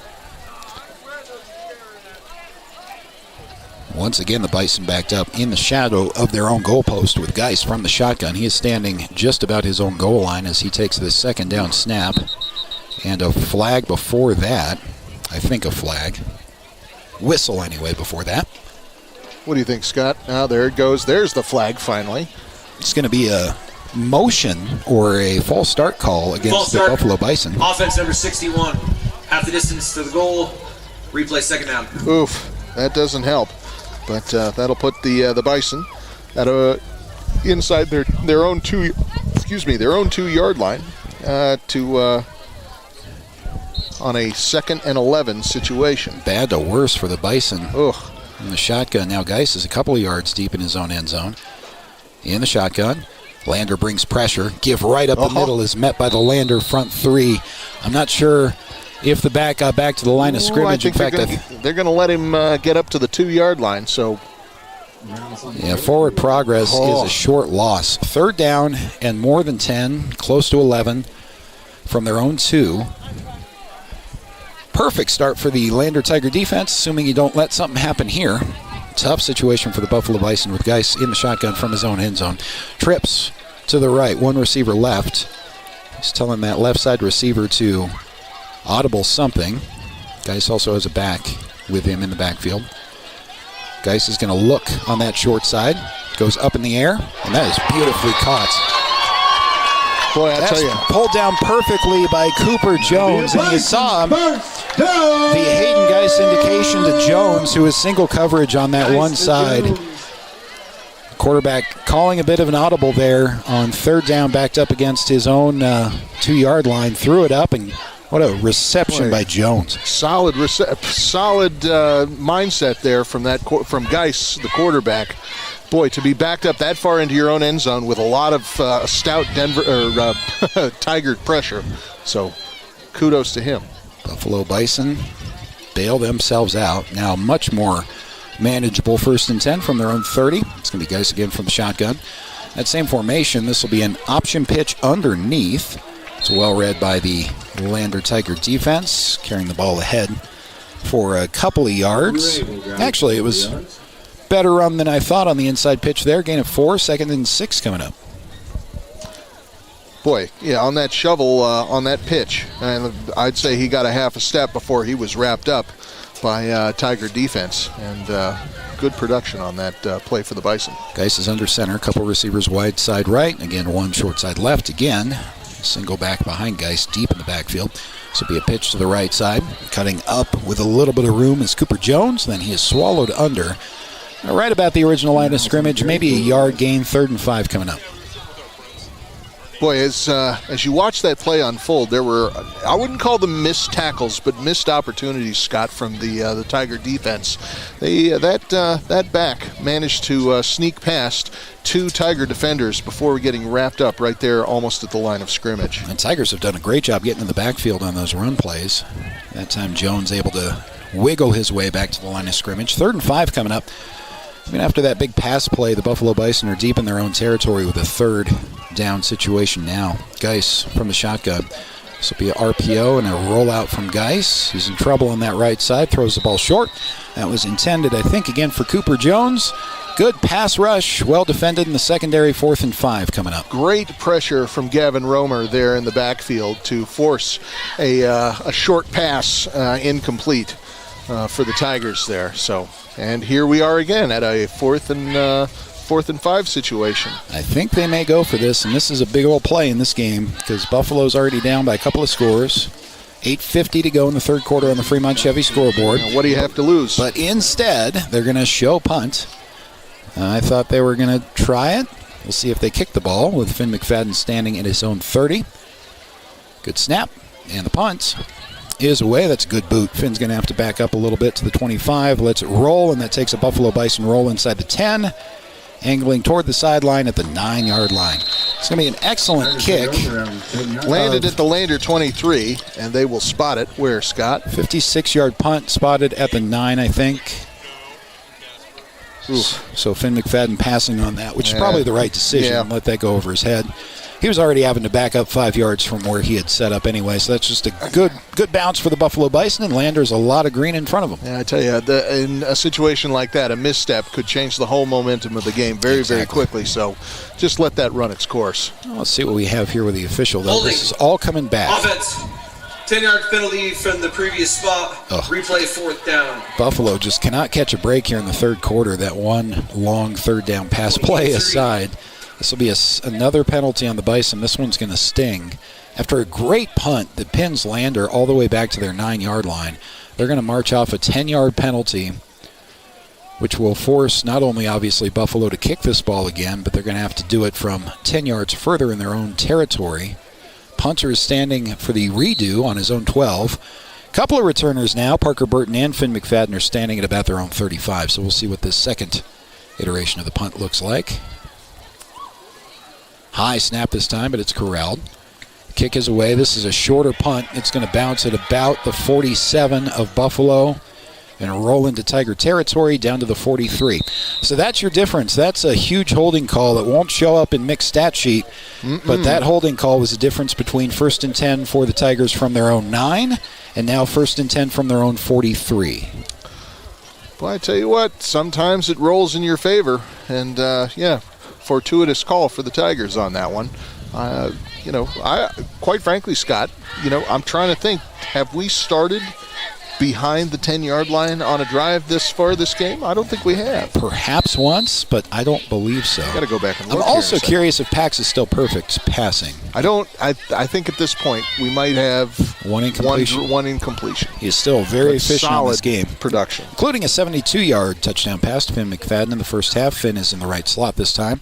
As Hollingshead sends motion in front of him, give to Cody West, right tackle. Cody with some room and a head of steam to the 45. Cody West tough to bring down, breaks a couple of Bison tackles inside Buffalo territory to the 44-yard line of the Bison. That'll be a 12, 13-yard run for Paxton Hollingshead and the Tiger first down. I'll tell you what, Cody West ran as much laterally as he did horizontally on that one, and great run. We'll credit him, 12, 15 yards on that, but he probably ran 30 to get there. Yeah, and he's, for his size, he's deceptively fast, both in open field and side to side, just like that.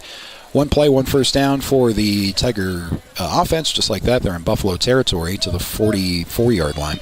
Hollingshead from the shotgun, couple of receivers in front of him. This will be another give to Cody West. Cody impacted at the line, then falls forward for a gain of about 3. Second down coming up. Rabel on the tackle. 7:32 to go in the third quarter on the Fremont Chevy scoreboard. Lander Tigers up 21-3 and driving in a game that they either have to win or lose by less than 12 to host a playoff game in Lander next Friday night. So 2nd and 7 now on the Buffalo 41. Tigers driving second play into Buffalo territory now. After the Cody West 3-yard run, you have West in the backfield again with a couple of receivers stacked to the left side, 2 attached right, which is the short side. This will be Hollingshead looking left all the way. This will be a throw off of the hands of Darian Herford, who couldn't come down with the catch. Darian Herford with a touchdown catch already in this game. Couldn't come down with that one. Third down coming up. That was a solid throw right into the numbers for Darian Herford, and I think he just got a bad bounce off of the chest plate. Yeah. That he had to go chasing and couldn't quite pick up. I think you called that exactly. I think that's why they teach you to extend your hands out away from your body, because if you let it impact your shoulder pads, it can bounce in strange ways. But Herford has done his part in this game even already with that touchdown pass in the first. Third down, though, and 7 coming up now for the Tigers. They are in Buffalo territory, but a little ways to go. Shotgun snap. Hollingshead throws over the middle into double coverage. Very well defended down there, and actually too well defended as a late flag comes in. That ball was intended for Barrett Moffitt, who went up to make the catch. I didn't get a real good look at the end of that play, but this looks to be pass interference against Buffalo. I would agree. I think there was maybe an early hit on the in that double coverage. Must have gotten there early. If he did, it wasn't by much, and the officials are still discussing it, but we'll see what they march off or Flag looks to be at about the Buffalo 20. Buffalo coaching staff is saying that 15. ball was tipped at the line of scrimmage. I'm not sure it was. But if it were tipped, there would be no pass interference call. I didn't see a tip. But even if you're mugged? Even if you're mugged, still no call if it's tipped. Unless it's like helmet to helmet or I'll tell you what. Personal foul or something. Foul. Hit on a defensive player on the defense. 15-yard penalty from the previous spot. First down. So not pass interference as much as defenseless. So they're not saying he was early in his coverage. They're saying you can't. Hey, there's going to be another one here. You can't hit a receiver when they're extended and defenseless like that. He caught there at the end the referee responding to Buffalo's coaching staff on the live mic. Getting quite close to a technical foul there. After all that, first down and 10 for the Lander Tigers from the 26-yard line of Buffalo. Big penalty. Let's see if the Tigers can take advantage with Cody West, who has a draw on the left side of that offensive line for a good gain of 3. Second down coming up. Had that exact conversation with many officials, though, and the ref was basically telling him, you know, if that was a questionable call, we'll make it good for you. And that does happen. That is a thing that happens, and it's more or less a way to placate coaches more than anything I tell you else. what, though, trying to balance the scales later in the game, Scott, never works. No, it doesn't, but it does tend to. The refs know when they blow a call. I'm not saying that call was incorrect, but they know when they blow a call, and you do tend to get a makeup call at some point later in the game. On second down, what a nice move by Cody West. First putting his foot in the ground upfield, then spinning forward inside the 20-yard line. Maybe at exactly the 20 for a third down and 3 coming up.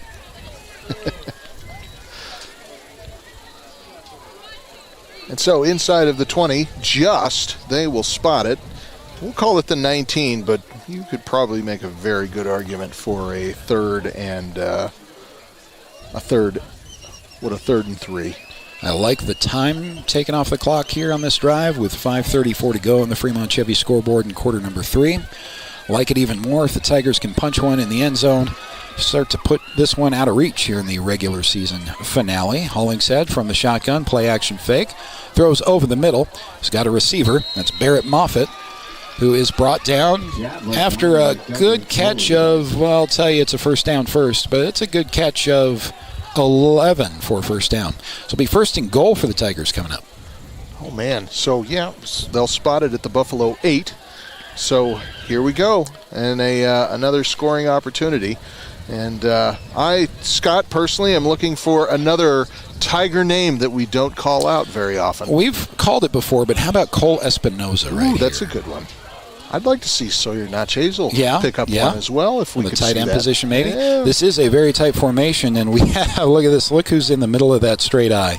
55 right behind Hollingshead. It is a give right up the middle. That's not going to be as successful as his offensive line counterpart, but Caleb Hamilton with his first carry of the season. This time nobody was fooled, though.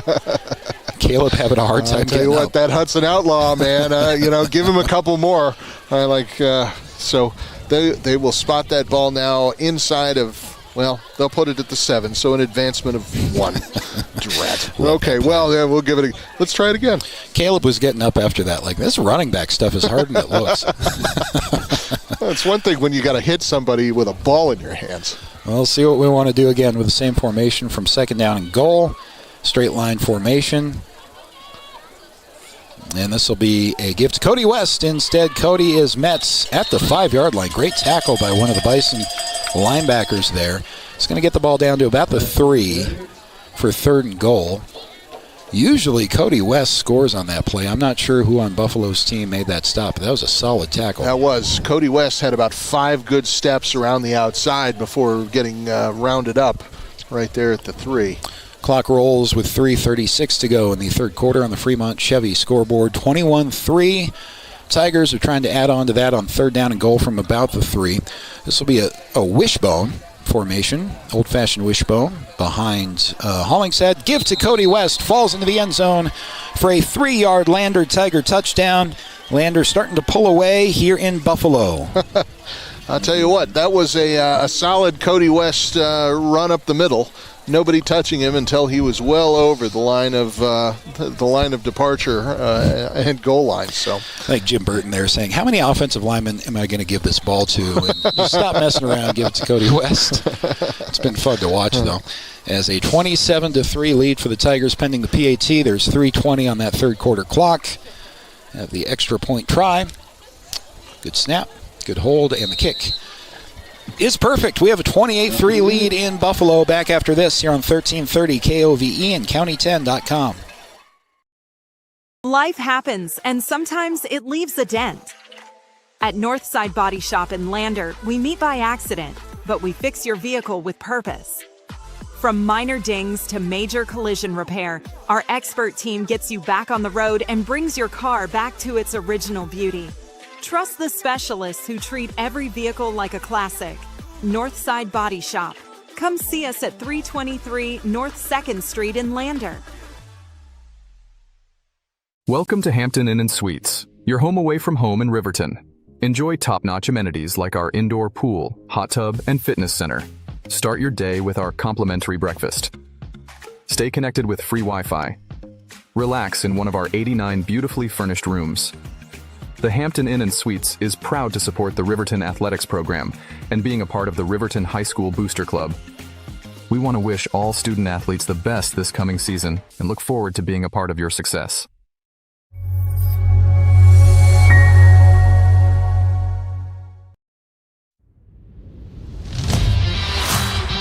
Now, more Tiger football on KOVE and County10.com. Lander Tigers on top of Buffalo 28-3 as the ensuing touchback into the end zone. Mick Pryor with some numbers for us. Lander pulling away a little bit here in the second half. So, Scott, as we launched out of the third quarter, Buffalo started with the ball, took it 6 plays and 32 yards to a punt situation. Had a fairly favorable punt, which landed inside the Lander 10, but called back. And so as they stepped off and redid that punt, it started on the turned it over to Lander at the 43. 8 plays and 57 yards later, we have a Cody West touchdown. That leads us to a 28-3 lead here on the Fremont Chevy scoreboard. Such a big holding call, the difference between starting at your own 9 or your own 43 to Lander's benefit. Geis on 1st and 10. Good RPO action. Geis still has the ball on the right side. Geis is brought down with a nice open field tackle. That was Finn McFadden bringing down Geis after a gain of about 3. So where are they going to spot that ball, Scott? It looks like, we'll call it the 23. 23, yeah. Gain of 3, and that was good. Side-to-side defense there from Finn McFadden. Clock rolling under 3 minutes to go here in the third. On the Fremont Chevy scoreboard, Lander can do a quarter and some change here, get back on the bus, and punch their ticket for a home playoff game on Halloween night next Friday. Oh, that'll be a lot of fun. Trick or treat. Trick or treat, indeed, when you get to the playoffs. Geis from the shotgun on 2nd down and 7 for the Bison. This is a little motion behind the play, but instead a give right up the middle, and it was maybe enough to distract the Tiger defense as Cruz Morales ran for a gain of about 8. Ball up to the 31-yard line for a Buffalo Bison first down. They will move the chains. Solid run up the middle on a oddball, kind of a speedball snap that was just a little bit left of the quarterback. Has Geis a great job managing those snaps. They've been all over, to his left, his right, not many high, but give some credit to Buffalo's quarterback from that shotgun position of managing those snaps. Geis from the shotgun, that's a little bit off on the snap as well. He corrals it, gets down for his running back. Well played by the Lander front 3 for a gain of, you might give him 2 if you feel generous. 2nd down and 8 coming up. I don't know, Scott. What do you think? Is that, are we seeing wild snaps, or is it some sort of directional from the center? Nope. Not sophisticated. We're not going to give him that much sophistication, nope. Huh? No, it's interesting to watch quarterbacks and centers practice that, because the center will snap a shotgun to you, and you catch it, and you keep your hands exactly where you caught it so that the center can turn around and look. This time it's an under center look from Geis. That tight formation. Speed give to his tailback. Nice push by the offensive line of the Buffalo Bison. We'll get 4 yards, so 3rd and 4 coming up for the Bison after a couple of run plays in a row. Approaching a minute to go here in the third on the Fremont Chevy scoreboard. To all of our local businesses support us, we also want to send an extra special. No, I think the Buffalo Center's been a little off. Not so off that it's caused too many problems, maybe some timing issues, but it's interesting because Lander had that issue, not today, but later in the season. We were having some snap issues. Didn't we? So it'll be a third down and a long 3, maybe 4. Geis for Buffalo in the shotgun. Buffalo still on their own side of the 50. That was a wild snap that is corralled by Geis through the timing of the whole playoff, but he finds a wide open receiver in the right flat. That'll be good for a Buffalo Bison first down. So again, you have an upperclassman quarterback in Geis, fingertip corralling that snap and dumps it off to his check down route in the flat. And it turns out that's good enough for a first down for Buffalo. Solid turn upfield for that Bison receiver after contact, and plenty of Lander defenders in the area, but great vision on Geis' part. 20 seconds to go in the third quarter on the Fremont Chevy scoreboard as Buffalo has a 1st and 10. That snap is a problem. Over Geis' head. Geis falls on it, but I'm not sure he has it. That's a Lander Tiger turnover off a bad snap. A fumble that is recovered in the backfield by Sawyer Nakazel. Heads-up play by the Lander defense, and just as Mick and I were talking about that center quarterback exchange from the shotgun, it bites Buffalo, and Lander takes advantage. They'll have great field position to close out the quarter. Oh, dear. So that'll spot the ball for Lander on the 33-yard line. 27. Thank you. Sorry. I know you're keeping track for us. We appreciate your stats, and we got to make sure that's right so they all add up at the end. Thank you, Scott. But that's a gift for the Lander Tigers. Man. Boy. Now you got to punch that one in. Not sure if you can do it before the end of the quarter with 9 seconds left, but we shall see with 1st down and 10 for the Tigers. Parker Burton in motion in front of Hollingshead, who gets a shotgun snap. Pressure up the middle. Hollingshead tucks it. Now he's still looking downfield. Good awareness by Hollingshead to throw. He's got Cody West, who cuts back at the 10. Cody West into the end zone for a beautiful Lander Tiger touchdown. My word. Paxton Hollingshead in the backfield, tucked it to start to run. Heads-up play. He didn't give up on the play. Still kept looking downfield. Cody West got open. Cody West did the rest, and the Tigers do indeed strike before the end of the quarter. Oh, my word. Hollingshead, phenomenal vision, looking around for somebody. Great patience on behalf of that quarterback to finally connect with Cody West. That was the most impressive quarterback play I've seen Pax make all season long. Not the biggest, but the most impressive. 35-3 Tigers after 3. Start the fourth quarter with the Tigers in control coming up next on 1330 KOVE and County10.com. Overhead door, we're your total window and door store. We have garage doors, front doors, storm doors, screen doors, glass doors, sliding doors, shower doors, French doors, wood doors, metal doors for your business or home. And the finest brands of windows and service you come to know. We have the right door for your loading dock. We sell the best hardware, handles, and locks. Overhead door, we're your total window and door store. Overhead door.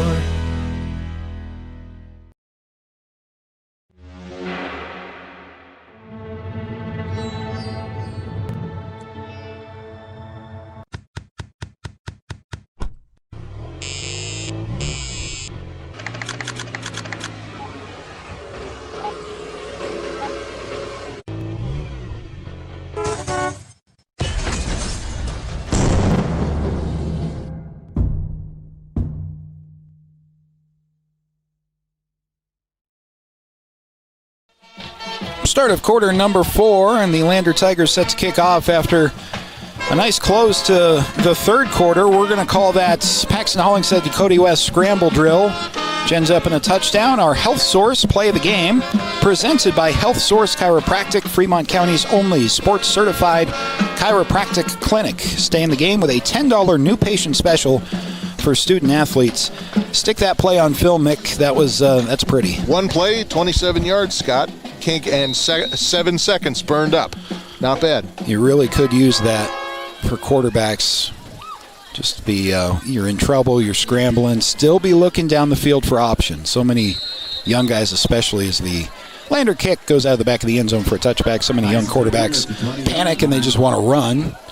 And Pax did a great job keeping his eyes down the field even after tucking it with pressure, finding Cody West And that's as good as it gets for a quarterback nerd like myself. 35-3, things are looking up here for the Tigers.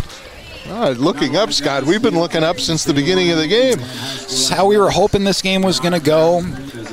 Thought there might be an interesting wrinkle to this given the way this game went in Lander last year, but these are, especially Buffalo's roster, different teams, and Lander lost less seniors than the Buffalo Bison did. Bison did their best to hang in here in the first half, as the first play of this drive for the Bison is a throw into the flat for a gain of a couple. But game's 4 quarters, and the Lander Tigers have done enough to pull out well in front, 35-3 on the Fremont Chevy scoreboard. I think we've got an injured Bison on the field there, Scott. Yeah, and he is unhappy about that. I'm trying to see exactly who that was for Buffalo. I think that's Lucan Smith, if I have that number right. He's one of their backup quarterbacks brought in for offensive specialty work on that play. He's on his feet already, which is a good sign. If it is Smith, he is not one of their seniors here on senior night. Just 6 seniors, though, and this is going to be a story to watch with teams like Torrington, Evanston for sure, but even a Buffalo team. It's the story of high school football. But Evanston was hot with sophomores. Half of their roster was sophomores. Fortunately, we have a player injured back up. It is actually not Smith, it's Cruz Morales. He's been involved in quite a few plays for the Bison thus far. So Cruz is going to have to leave for at least one play, although he did look a bit shaken up. Hopefully he's able to return. After that gain of 1, maybe 2, it's second down coming up for the Bison. Shotgun snap for Geis. Same formation we've seen basically all night, 2x2 variety. Geis flinging it right side on the stop route. I think that was caught, complete to Ezekiel Ramirez. Great vision from Geis. He was zeroing in on that fellow almost right off of the snap, and gave him just enough time to turn around on the button hook and go. And great job by Ramirez to actually run that route for a first down. Didn't cut it short. He got where he needed to go, and then a great throw, like you say, Mick, from Geis. Perfect timing play on the stop route. First down and 10 from the, I think we're up to the 30, I'll say the 30-yard line, as Geis has a shotgun formation, 2x2 and a back with him. Snap to Geis. He'll throw left side. That ball intercepted. That's come down and picked off by Caleb Andrews. Andrews lurking underneath on that coverage, coming down with the interception, and the Lander Tigers can smell it, up 35-3 on the Fremont Chevy scoreboard with the ball after the pick. Oh my. Hang on, though, there's a flag. Holding. 58 of the offense. Penalties declined. First down. So it'll be first down for the Tigers. Offense onto the field as they decline the offensive holding penalty. That's good for Caleb Andrews. Good to have a pick in his stat sheet. Solid play by Caleb Andrews on that ball. How close was that Buffalo receiver there? He was Cody had to kind of flip around, and he saw it over his shoulder and managed to get his far arm onto it and then pull it in. I'd want to see it again, but I think that was an underneath and over kind of coverage, and Caleb was underneath, and you're kind of begging the quarterback to underthrow it or overthrow it, and Caleb heads up play is right there to make the pick. Here's Cody West on a first down run as Cody gallops for about 8 on the far side. 11-minute mark of the fourth quarter on the Fremont Chevy scoreboard. Just about over, but the final score. See if we start to get some deeper roster positions in here for the Tigers, as this one's pretty well out of hand. And the last thing you want to do for sure is get a Pax or a Cody West or anybody else hurt. Agreed. They'll spot it at the 33, so a 2nd and 3 for the Tigers with 10:43 and counting on the Fremont Chevy scoreboard. Thanks to those of you who have been chiming in the chat box on YouTube. If you are watching on the County 10 YouTube channel, this will be a 2nd down and 3, and another gift to Cody West. Hits that hole hard for a first down inside the 30, down to about the 27-yard line, I believe. But we have heard from John and Josie and Darren and a few others. Darren with a new score for the Douglas game. It's a bit dated, but 21-10. Douglas on top.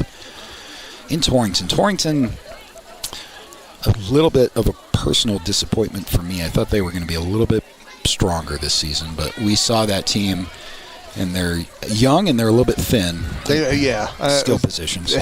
Probably about 20 pounds too light relative to our stout Lander Tiger team. It's a good coaching staff down there, though. First down and 10. This will be a dump over the middle, or a wide-open receiver, and brought down inside the 5-yard line. That was beautifully executed by Paxton Hollingshead as Cole Espinoza comes down with a catch over the middle for a Tigers first down. There is a flag all the way back at the original line of scrimmage. Here we go again. Ineligible downfield. 51 of the offense. 5-yard penalty. Replay first down. So that's an RPO play, and the linemen obviously don't know what's happening behind them. They don't know if that ball's been handed off or if it's been thrown, and the quarterback has an option to do either. And sometimes when a quarterback waits that long to make that decision, linemen can sneak downfield, and that's what happened on that play for the Tigers. Unfortunately, brings it back. They'll spot it at the Buffalo 32 at this point. It'll be first down and 15 from there. Clock is rolling with 9:33 to go in the game on the Fremont Chevy scoreboard. Lander with this one in hand, up 35-3. After the penalty, this will be a shotgun formation. A couple of receivers wide side left, one short side right. And Paxton Hollingshead doesn't like something. And so we'll take a timeout. First of the Tigers half. We'll take it with them back after this on 1330 KOVE and County10.com. Wyoming Catholic College is a unique institution that offers an immersion in the Western tradition, the beauty and challenges of the wilderness, and the treasures of the Catholic spiritual heritage. Our mission is to provide a unique educational experience that nurtures the body, mind, and spirit. We are proud of our alumni success stories and the learning opportunities we offer through our academic outreach programs. Come and explore our campus in Lander, Wyoming. Men have a way of doing things. A man has his way of eating, of exercising, of keeping his hands warm, and of straightening up. So, when a man faces a serious life problem like divorce, depression, or suicidal thoughts, shouldn't a man have a way to deal with that too? Well, now he does. I'm Dr. Rich Mahogany. Visit me at mantherapy.org. Lander Tigers out of their own timeout on first down and 15. Hollingshead from the shotgun. Give to Cody West. Cody with a head of steam. Gain of 10. Gain of 15 for a first down. Out of bounds. Inside the 20 to about the 16-yard line. Mick? Solid run from Cody West there. Let me give you a couple of stats here, Scott, as we get through that. That last drive for Buffalo started out on their own 23 plays, and 10 yards later, an interception. So, but leading up to that, oh dear, I tell you, there's some oddball stuff going on. As I look at this moment, 16 first downs for the Lander Tigers. Solid. 11 for the Buffalo Bison, but 273 total yards of production so far. This will be a first down pitch from Hollingshead to Cody West with his patented spin move inside the 10. Takes 2 or 3 black jerseys to bring him down inside the 10-yard line. Still shy of the first for a good gain of 8. I have a score from Riverton. 70-0. Wolverines over the Rollins Outlaws. That is, we're told, 4 points shy of Riverton's school record.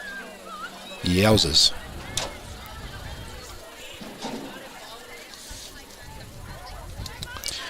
They had a beautiful night, is all I'll say, as opposed to Lander. A little cool, but no wind here in Buffalo. Here in Buffalo. The Lander visit to Rollins was not a day at the beach weather-wise last week, that's for sure.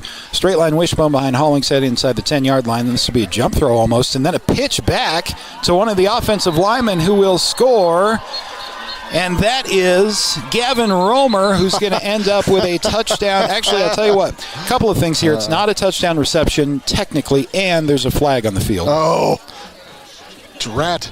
We're trying to give those seniors some, it's those front, that front four a little bit more love. And eligible downfield. Oh, yeah. Dang Number it. 51, Offense, 5-yard penalty, replay second down. That was a lot of fun to watch regardless, but we'll get an ineligible lineman downfield. Same situation there where it takes that play so long to develop. On the jump pass initially, that was thrown to about the 1-yard line, then pitched back to an offensive lineman, Gavin Romer, who fell into the end zone more than anything else. But they're going to take Gavin Romer's sunshine away from him with a penalty that will bring the ball back outside the 10-yard line. Fun play, though.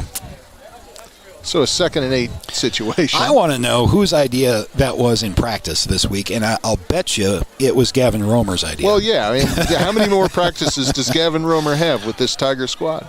This will be after the penalty, 2nd down and about 6 with Hollingshead from the shotgun. Cody West to his right. This will be a gift to Cody. Cody cuts back up the middle and is tackled after a gain of a couple. Bring him down to the 11-yard line for a gain of 3, maybe 2. 3rd and 5 coming up. 7:42 and counting on the Fremont Chevy scoreboard. Lander inside the red zone now, so they'll spot that ball. Ooh, where are we going to spot that? We'll call that the 12-yard line, Scott? Maybe the 11? Say the 11. The 11-yard line. So 3rd and 6 now before getting into that goal-to-go territory. 7:20 to go in the 4th as the clock is rolling. Hollingshead empties the backfield with 3 to the right, 2 to the left. Cody West is attached left. Hollingshead again by himself. Looks left and now tucks it himself. Quarterback inside the 5, and Hollingshead falls forward to about the 2-yard line. Tough running from Paxton Hollingshead. Took a couple of good shots at the end of that play, too. Down to the 2, good enough for a 1st and goal for the Tigers. Hey, there's another 3rd down conversion from Paxton Hollingshead, and Scott, he really wanted to throw that ball. That was not was not a real quarterback option, for the run. That was I got a hole, I might as well take it. He's a little bit ginger on his ankle, too. Now, Pax took a couple of shots at the end of that run, and he does not look 100%. Hopefully just a stinger, maybe a twisted ankle, something like that. He's still a little bit ginger on it. He's ginger enough where I'm taking him out of the game, but he's gonna remain at least for the moment. Pax can barely walk in the huddle. Tigers have already taken a timeout, but it looks like that's a good timeout from head coach Jim Burton to kind of collect things and get a status check on his quarterback. Back after this on 1330 KOVE and County10.com. To transform your home with that perfect mountain-inspired touch?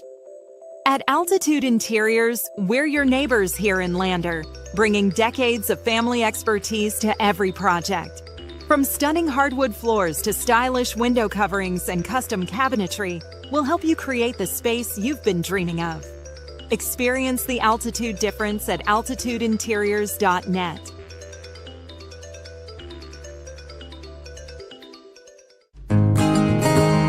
At Gales Carpet One Floor and Home, we believe every floor tells a story. As a family-owned business with deep roots in Fremont County, we don't just sell flooring. We create personalized solutions for your home. From cozy carpets to stunning hardwood, our expert team guides you through every step. Scan the QR code to learn more. Transform your space with confidence. At Gales Carpet One Floor and Home, we're here to wow you.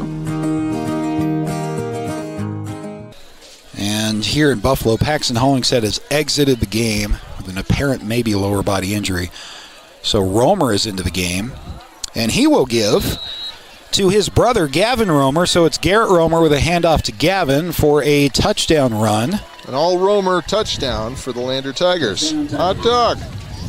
Well, that's a fun moment. Unfortunately, it comes because the starting quarterback, Paxton Hollingshead, left the game after the previous play, but Lander's backup comes in to give to his brother. That is, except for maybe middle school or youth, I'll bet that's never happened before with those two guys, just because of their size differences and their... High snap is brought down nicely, and the PAT is up and good. One more timeout here as the Tigers open up a 42-3 lead on the Buffalo Bison. Back after this on 1330 KOVE and County10.com. Myers Gambles is your one-stop shop for furniture, mattresses, and appliances in Lander, Wyoming. We have an unbeatable selection of furniture for your living room, bedroom, and dining room. Plus, we have the latest trends in home furnishings. Our mattresses are comfortable and affordable, and our appliances are built to last. Whether you're looking for a new TV, sofa, or refrigerator, we have the perfect finish, style, and function for your home. Visit us at 420 Main Street in Lander or check out our website, landergambles.com today. Elevate Rehab proudly sponsors our local student athletes and their families in Fremont County. We are honored to play a key role in our Tiger athletes' success both on and off the field, and always partner one-on-one from your first visit to your last to coach you to victory. From sports injuries, aches and pains, to recovery from surgery or concussion, trust Elevate's specialized crew to dive into your goals, sprint with you to the finish line, and help elevate you to the top of the podium. Check us out at our Lander Main Street location or visit our webpage online. Go Tigers!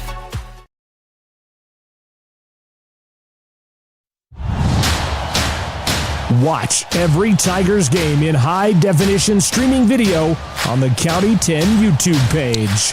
Lander Tigers with a touchdown run from one of their offensive linemen. Ensuing kickoff is mishandled by the Buffalo Bison, so they have to take this, recollect it, and actually a decent return given up to about the 17-yard line before the stop is made by Lander's kick cover. So we had a Garrett Romer coming in as backup quarterback for the Tigers. Handoff to Gavin Romer for a touchdown run.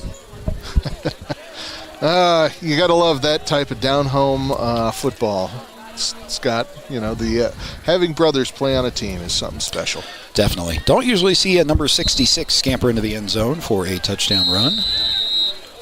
And now Buffalo's going to take a timeout. We're going to keep it right here for this break. So obviously, Mick, we've done our jobs in terms of the Lander Tigers covering that 12-point loss spread that they at least needed to not lose by, and then some. It's 42-3. Oh, Scott, 6 minutes. A lot can happen in six. Probably not that much, but I don't know. A lot can happen in 6 minutes. I don't think so. See, I should learn my lesson because I took my son to the Broncos game last Sunday, and so I should know of all people that no lead is safe. But I'm going to go out on a limb and say that we can start looking forward to the Tigers' playoff game. I'm going to have to go back and look when the last time the Tigers hosted a playoff game was, but it's been several years, I'm sure. I think you're right. No, so, okay, that last play from that last drive from the Tigers, if you remember, started with a Caleb Andrews interception. 9 plays later, starting on the Buffalo 40 yards, and a touchdown later, Romer to Romer. Sounds like a sitcom. Romer to Romer, yes it does. This is Geis for Buffalo on 1st down and 10 from the shotgun. Geis looking to throw deep down the right sideline. This will be a fade in that direction. It is incomplete. Coverage down there by a couple of Tigers. A wheel route that didn't work out. 2nd down coming up. You know, Scott, one of the things that I think is notable for this Lander Tiger squad is we are not seeing huge amounts of flash. We're seeing, don't get me wrong, we are seeing some great flash points and awesome plays. But it is not, I mean, like, this is a team that is just consistent in their production. Methodical. That's the type of stuff that wins games. 2nd and 10 now for the Buffalo Bison. Geis from the shotgun. A couple of receivers left side this time, so that's the direction Geis is going to look. He'll throw into the flat that is between a couple of intended receivers. Gunned in between them. In fact, incomplete. 3rd down coming up. So we're all, as Tiger fans, very interested in the prognosis of Paxton Hollingshead. Not saying anything very bad at this point. He was having a hard time in the huddle after his run down to the 2-yard line. If you remember during that run, there was a little bit of wobble, kind of in a low run. So it might have been earlier. He took a couple of hits at the end of that too, but you're right, could have come at any time. 3rd down and 10 for the Bison. Geis from the shotgun. Looks to throw over the middle, led his receiver just a little bit too far, falls incomplete. So, just like that, 3 passes, 3 incompletions, and 4th down, we have an injured Buffalo Bison. He was the intended receiver on the play, and now he is down. And that was kind of a sliding attempt at that. I wouldn't be surprised if we got a little bit of tweak on on that. I'll tell you, Scott, 2 decades ago, I tried out for the college rugby team, and I made it 3 weeks, in preseason. Pretty good, but I could not.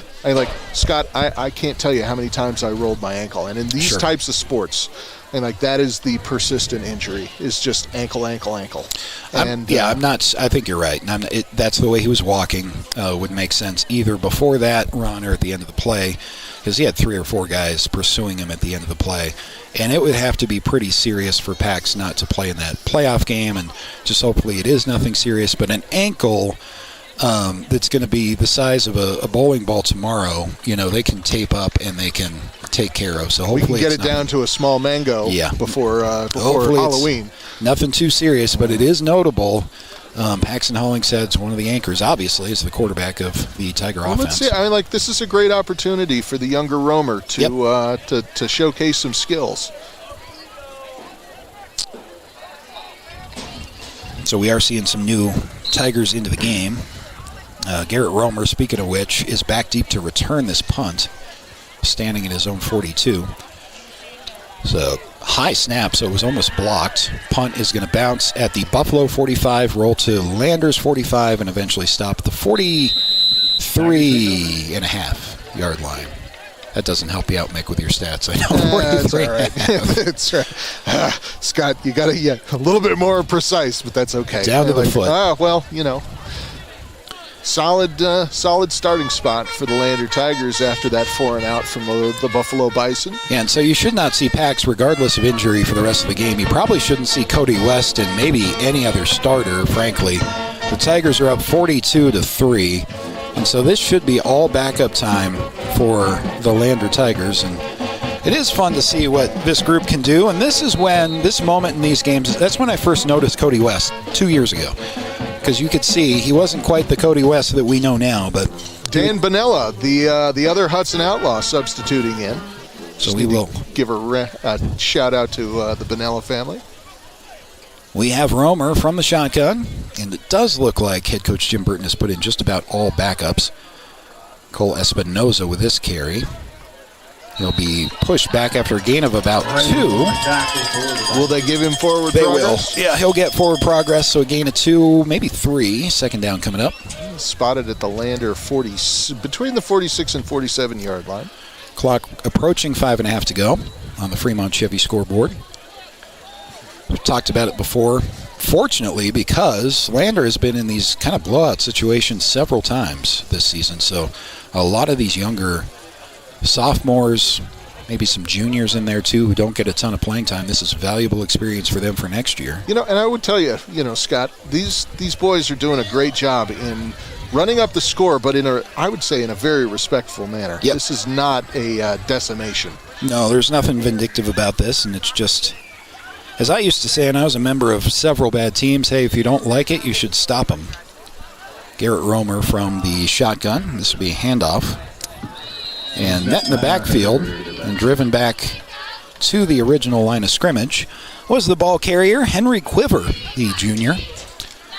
Saw quite a bit from Quiver last week at the end of the Rollins game.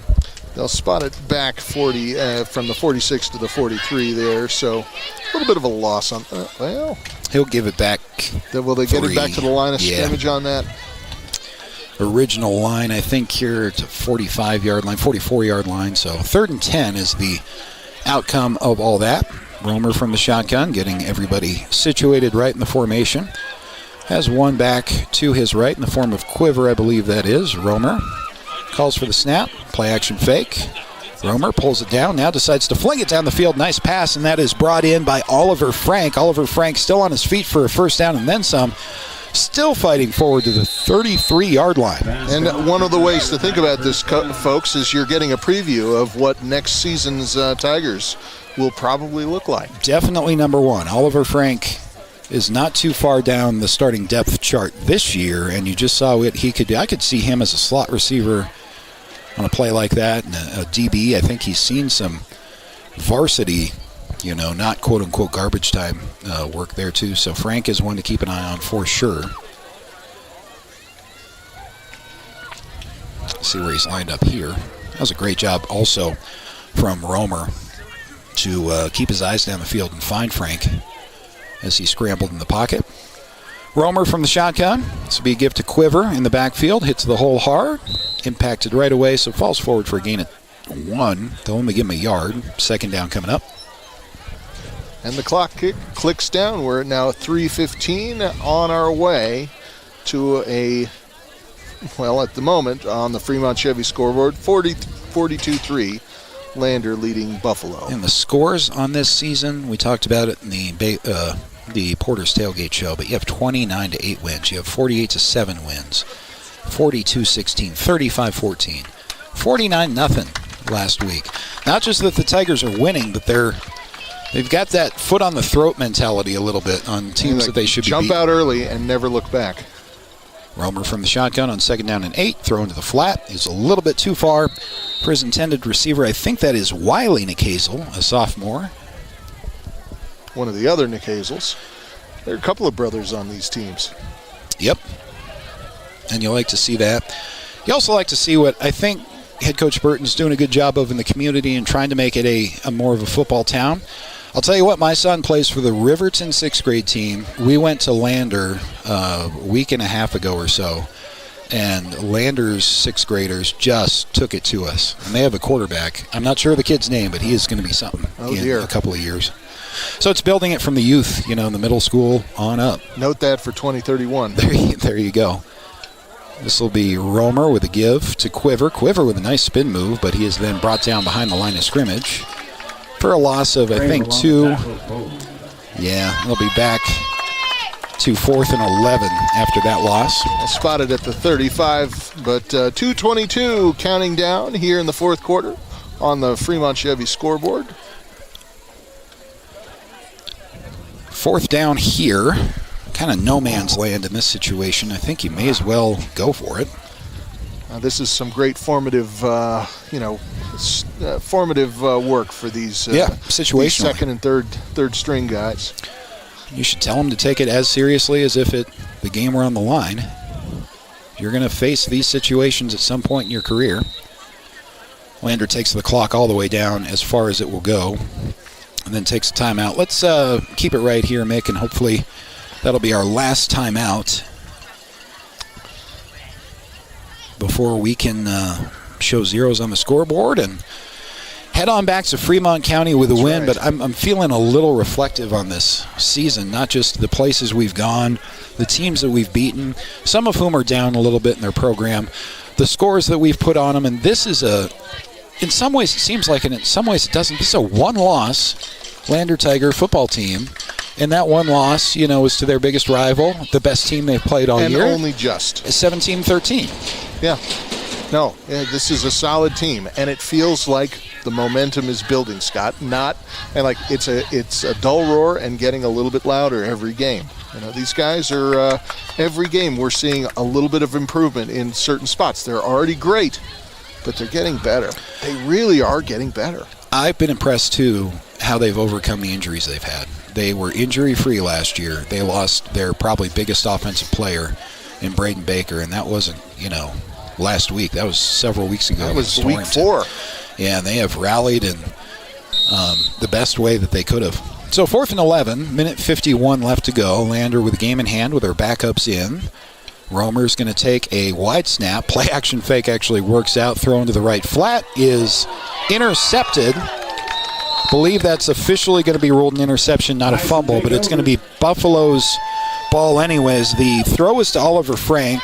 Nice hit put on him, threw the ball up into the air, and that was come down with by a defender. So I think officially that's an interception. First down for the Bison. I give Romer a little bit of credit, even in that misstep. Boy, tall kid, great looking arm. Great vision as he was throwing, but just a crap tip. Throw was fine. It was a little bit high, but the most impressive thing he did on that play was gather the snap, which came right next to his running back, and then keep his head about him to roll out and find a receiver in the flat. Maybe a touch high, but that was impressive play by the young quarterback. Buffalo still with all their starters in. I believe in Geis from the shotgun. Geis steps up in the pocket now, looking to take it himself. You have a lot of backups in now for the Lander defense as Geis is ridden down after a scramble of about 12 yards for a Buffalo first down. Minute 32 to go and the clock rolls. Buffalo is going to try and score here, obviously, but they're in no big hurry. 42-3 on the Fremont Chevy scoreboard. I think we are just about all backups. Yeah, we are. There are no defensive starters that I can spot in the game for the Tigers at this point. Geis motion in front of him, looks right, out of the shotgun. Nice step up in the pocket, now rolling to his right. It eludes one of his own men, being chased by a Lander defender. Throws down the right sideline, incomplete. It's good pursuit by the Tiger defense, also good coverage downfield as Geis decided to roll to his right. 58 seconds left now as we close in on a solid Lander Tiger win. On the Fremont Chevy scoreboard, 42-3. And they will spot this ball at the Buffalo 38, somewhere between there. I want to say, Mick Pryor, we're not done. We have at least one playoff game left, but thank you so much for your insight and your support and your sometimes stepping in for me and doing play-by-play for me. There are days, Scott. There are days. I appreciate it very much. Hopefully the listeners have as well, but you've been a big help. Geis from the shotgun is going to throw to the right side. Receiver was already on the ground when that ball was thrown. Falls incomplete. Second down coming up. Actually, we're call it third down. Third down. Still stuck at 3rd and 10 of the Bison after a couple of incompletions. 54 seconds remaining on the Fremont Chevy scoreboard.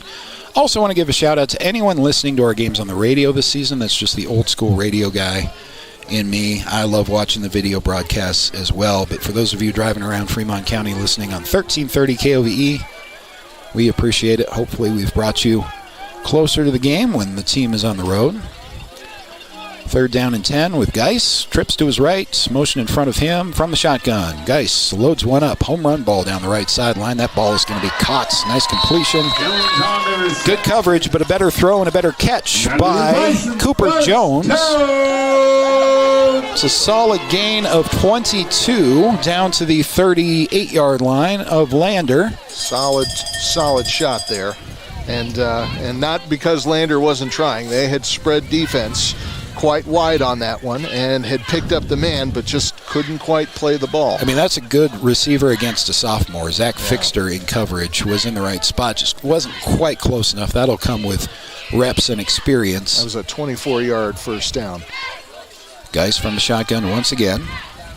He's scrambling in the pocket as pressure behind him, throws into the ground. I'm not sure how many receivers might have been in the area there. That was close to intentional grounding and great defensive pursuit. The officials are going to discuss whether or not that was intentional grounding on Buffalo's quarterback. Solid, who was that? Number 64 there, Scott, on the pressure. Corbin Fiddler already has a touchdown run in this game. But that was, he pursued him all. He might have forced a penalty. That was hungry. That's hungry football, and with 20 seconds left, you like to see that type of intensity if you're the defensive coordinator. This is still such a subjective call in all levels of football, but they are going to say no intentional grounding. No indication anyway. Maybe. I don't know. They're going to... Oh, wait a minute. Hold on. We're walking it back. I think that's probably a good call.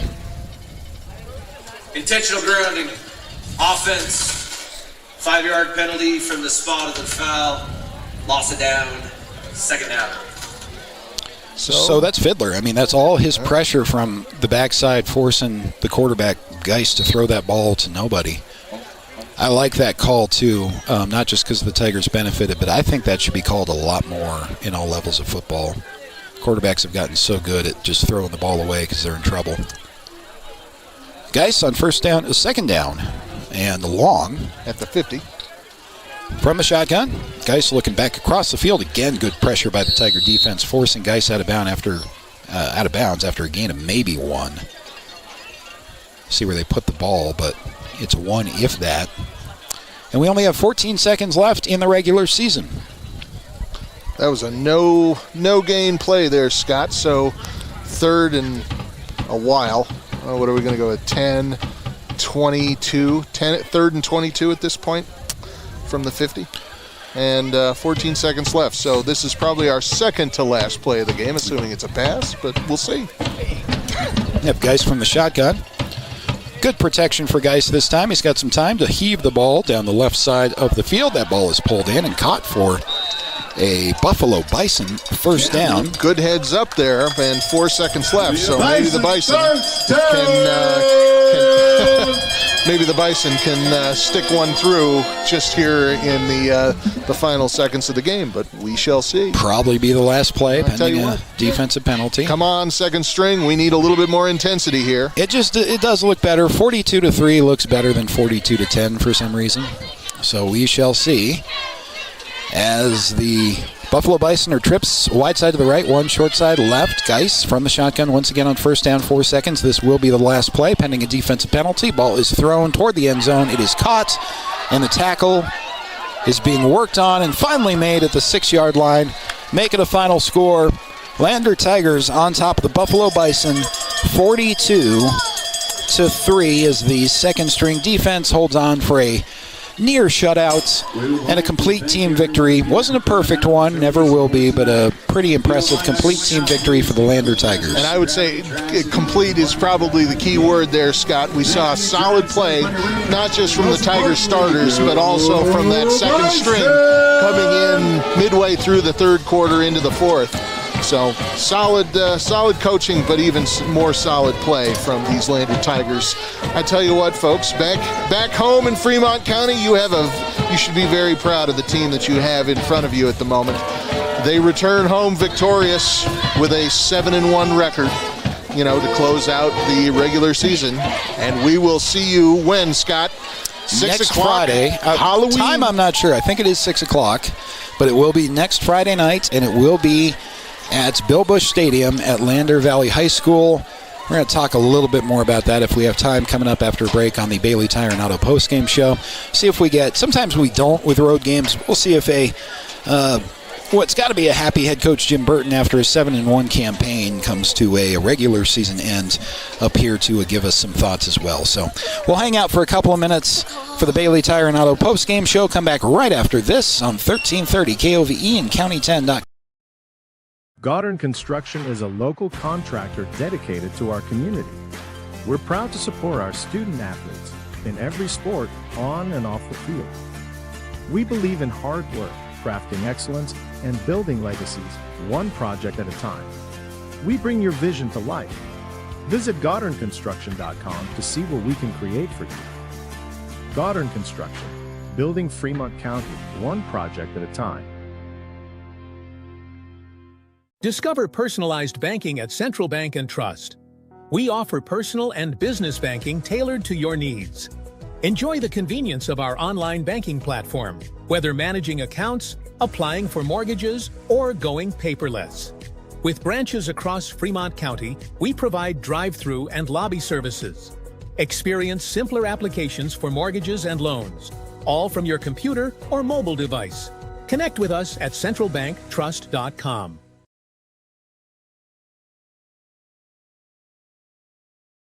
At Fremont Motor Companies, Wyoming isn't just where we operate, it's where we belong.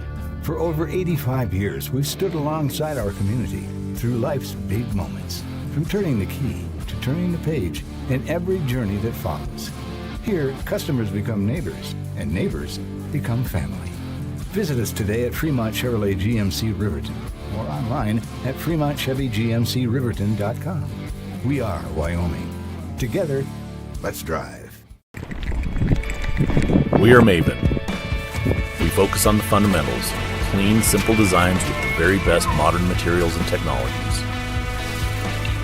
We refuse to compromise our mountain town roots to follow the well-worn path to $1. We choose instead to make game-changing gear and use it in the places and pursuits that inspire us every day. We are Maven, a company focused on the design and creation of innovative products for and by the modern outdoors. Welcome back to Buffalo, Wyoming. We have wrapped up our regular season of Lander Tiger football here on 1330 KOVE and County10.com with a 42-3 Lander Tigers victory. This is the Bailey Tire Pros postgame show. Bailey is proud to support our local athletes, full-service tire and auto shops at 755 South Federal in Riverton, 1305 West Main in Lander. Mick, I like the way you said it succinctly. This is a 7-1 football team. And a lot of those victories were multiple touchdowns, 2, 3, 4 touchdown victories over opponents regardless of whether or not they're down this year. That's our competition. We went 7-1, got ourselves a home playoff game next Friday night. That's what it's all about. That's what it's all about, Scott. So let's talk about a little bit of the stats, breaking down this victory of the Tigers over the Buffalo Bison. Buffalo finished with 13 first downs and a total yardage of 286, most of that through the air, 203 through the air, if you can believe it. But from a, let's see, flipping over to the Lander Tigers, 19 first downs. That's great. 314 yards of total offense, 178 through the air on 15 attempts, 12 completions, 3 touchdowns, 1 interception, and 1 fumble lost. Solid box score. Solid box. You're going to have a couple of turnovers in there. They were made up for and then some. As coach, it looks like head coach Jim Burton is going to head our way, and he'll be with us here on the Bailey Tire Pros postgame show momentarily, but he's been preaching all year.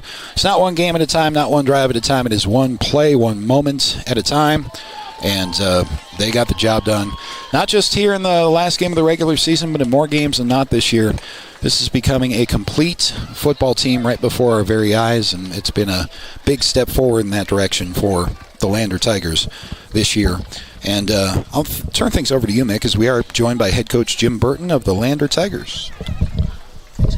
Coach, thanks so much for coming up and talking with us. The Lander crowd is all absolutely floored on a phenomenal 7-1 season. Yeah. Way to go! What was your big takeaway from this game? You had, obviously a couple of missteps right there at the beginning, but how did your adjustments play out? Well, I just got to remember, I got to quit trying to get cute. You stick with what works. And early we tried some stuff to see. We just wanted to see some under center from with our stuff, and it just, timing's not there yet. We haven't repped it enough, and that fumble's on me. That first one, easy fumble on me. And really, I just want to delay walking up that hill again. Holy cow. Thing's ginormous. That's right. Well, and thankfully they did park the bus at the bottom of the hill this time. But yeah, we have to go back up for the locker room, but to shower. So as we were watching the plays fall through and fall out, and phenomenal movement up and down the field. You had 314 total yards of offense, and as we look at what Buffalo was doing, comparable but not quite enough. As you were looking at plays and, kind of breaking these things into drives, what we saw a lot of was a player would make a mistake, in one iteration, and then you'd immediately give that kid an opportunity to make it back.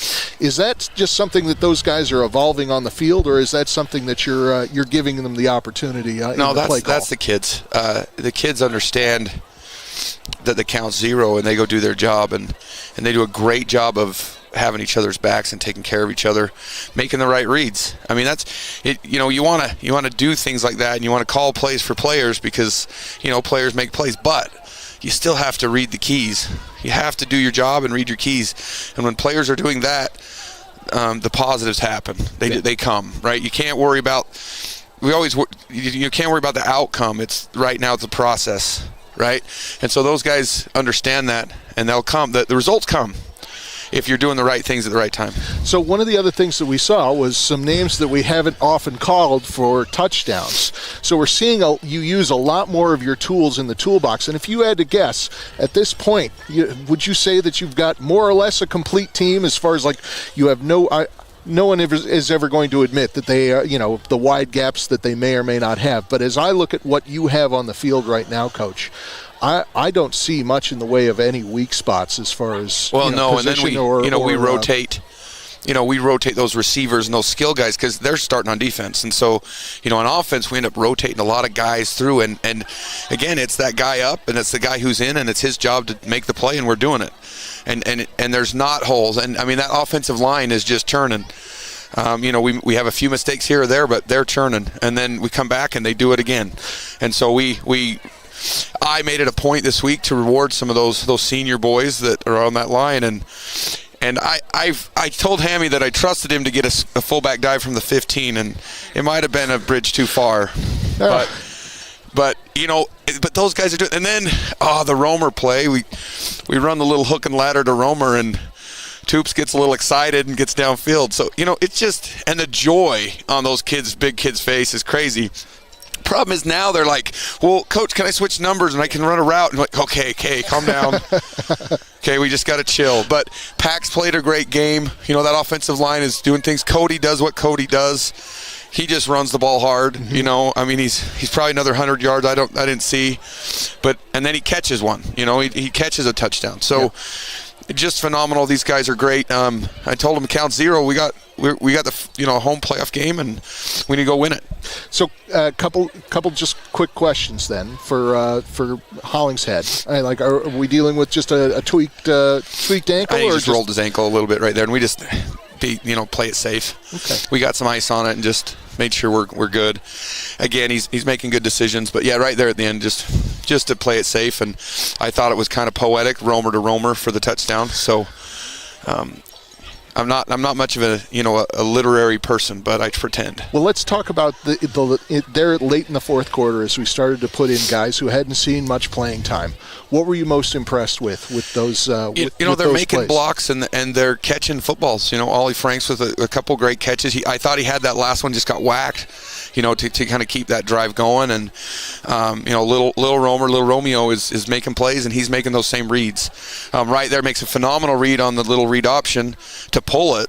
I thought he's going to run it in I thought he's just going to keep running, but he wanted to get it to his boys, so he did, and we just missed that opportunity. And again, that's just getting those guys reps, because that's the future moving forward, right?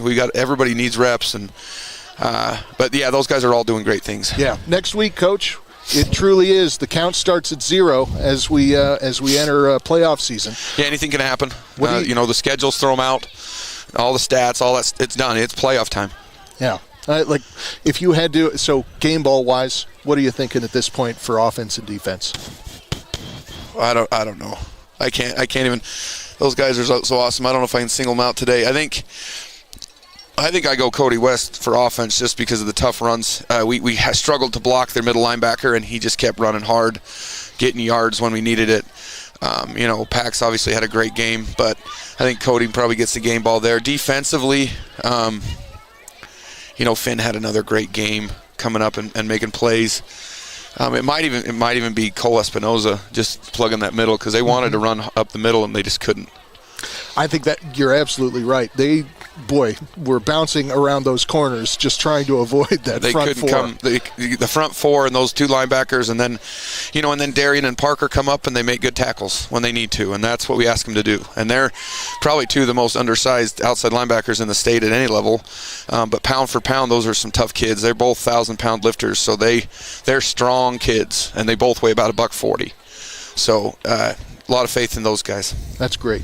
Coach, thanks so much. We really appreciate it. We'll see you back in Lander next week. Halloween for the little first Tiger party, little ambush waiting for Jackson. Thanks, guys. That's right. Thanks a bunch. Hey, go Tigers. All right. Well, that was Coach Jim Burton. After a nice win here in Buffalo over the Buffalo Bison on your Fremont Chevy scoreboard, 42-3, the Lander Tigers triumphant over the Buffalo Bison. I think the Lander Tigers have done everything they could this season. I'm sure looking back on a few games, especially that RHS game, there's a couple plays you want back. But 7-1, hosting a playoff game, you present that to any Lander Tiger fan or anyone on that coaching staff at the start of the year, they're going to take that and run with it. And I like Coach's mindset and his point about count 0, and it really is. I mean, you can start something magic or you can lay an egg, and so it's going to be, I'm sure, an intense, focused week of practice, and then we're going to have some fun next Friday night. Yeah, absolutely. And Scott, like in any other season, a 7-1 record is going to put you in that number 1 seed for 3A. Sure. For 3A East, and just I think realistically, if you think about it, it's just that jamboree back at the beginning. It is. Put us in an odd our win-loss. What is it? Wins over total games is just a little bit goofy. And we kind of knew it at the time, but that Riverton game was a pigtail playoff game. That was like a play-in game, and it went the way it went. You play that game 10 times, I think it goes 5-5. I think it's pretty even, but they're also up this year. Wolverines are having a great year. They'll have the 1 seed. Lander has secured the 2 seed. They're going to host that playoff game. Looks like Jackson is all set as the opponent, and I'm looking forward to just seeing Jackson. I've heard about them all year, haven't seen them yet, and so should be a winnable game for the Tigers. It would be great to it's already a victory to host that playoff game, but to win it, obviously, when we show up on Friday, that's what we're going to be looking for. So absolutely. So, with that, Mick Pryor, thank you so much for your contributions throughout the season. We're going to have some Halloween fun next Friday night, and we'll sign off here from Buffalo with the Bailey Tire Pros post-game show. Once again, your final score: Lander Tigers over the Buffalo Bison, 42-3 for Mick Pryor and everybody else at County 10. Scott Fuller signing off. Have a great weekend. Go. Sorry, I stole it from you. Now you're good, Scott. I'll give Let's you do one. it together. 1, 2, 3. Go Tigers. There you go.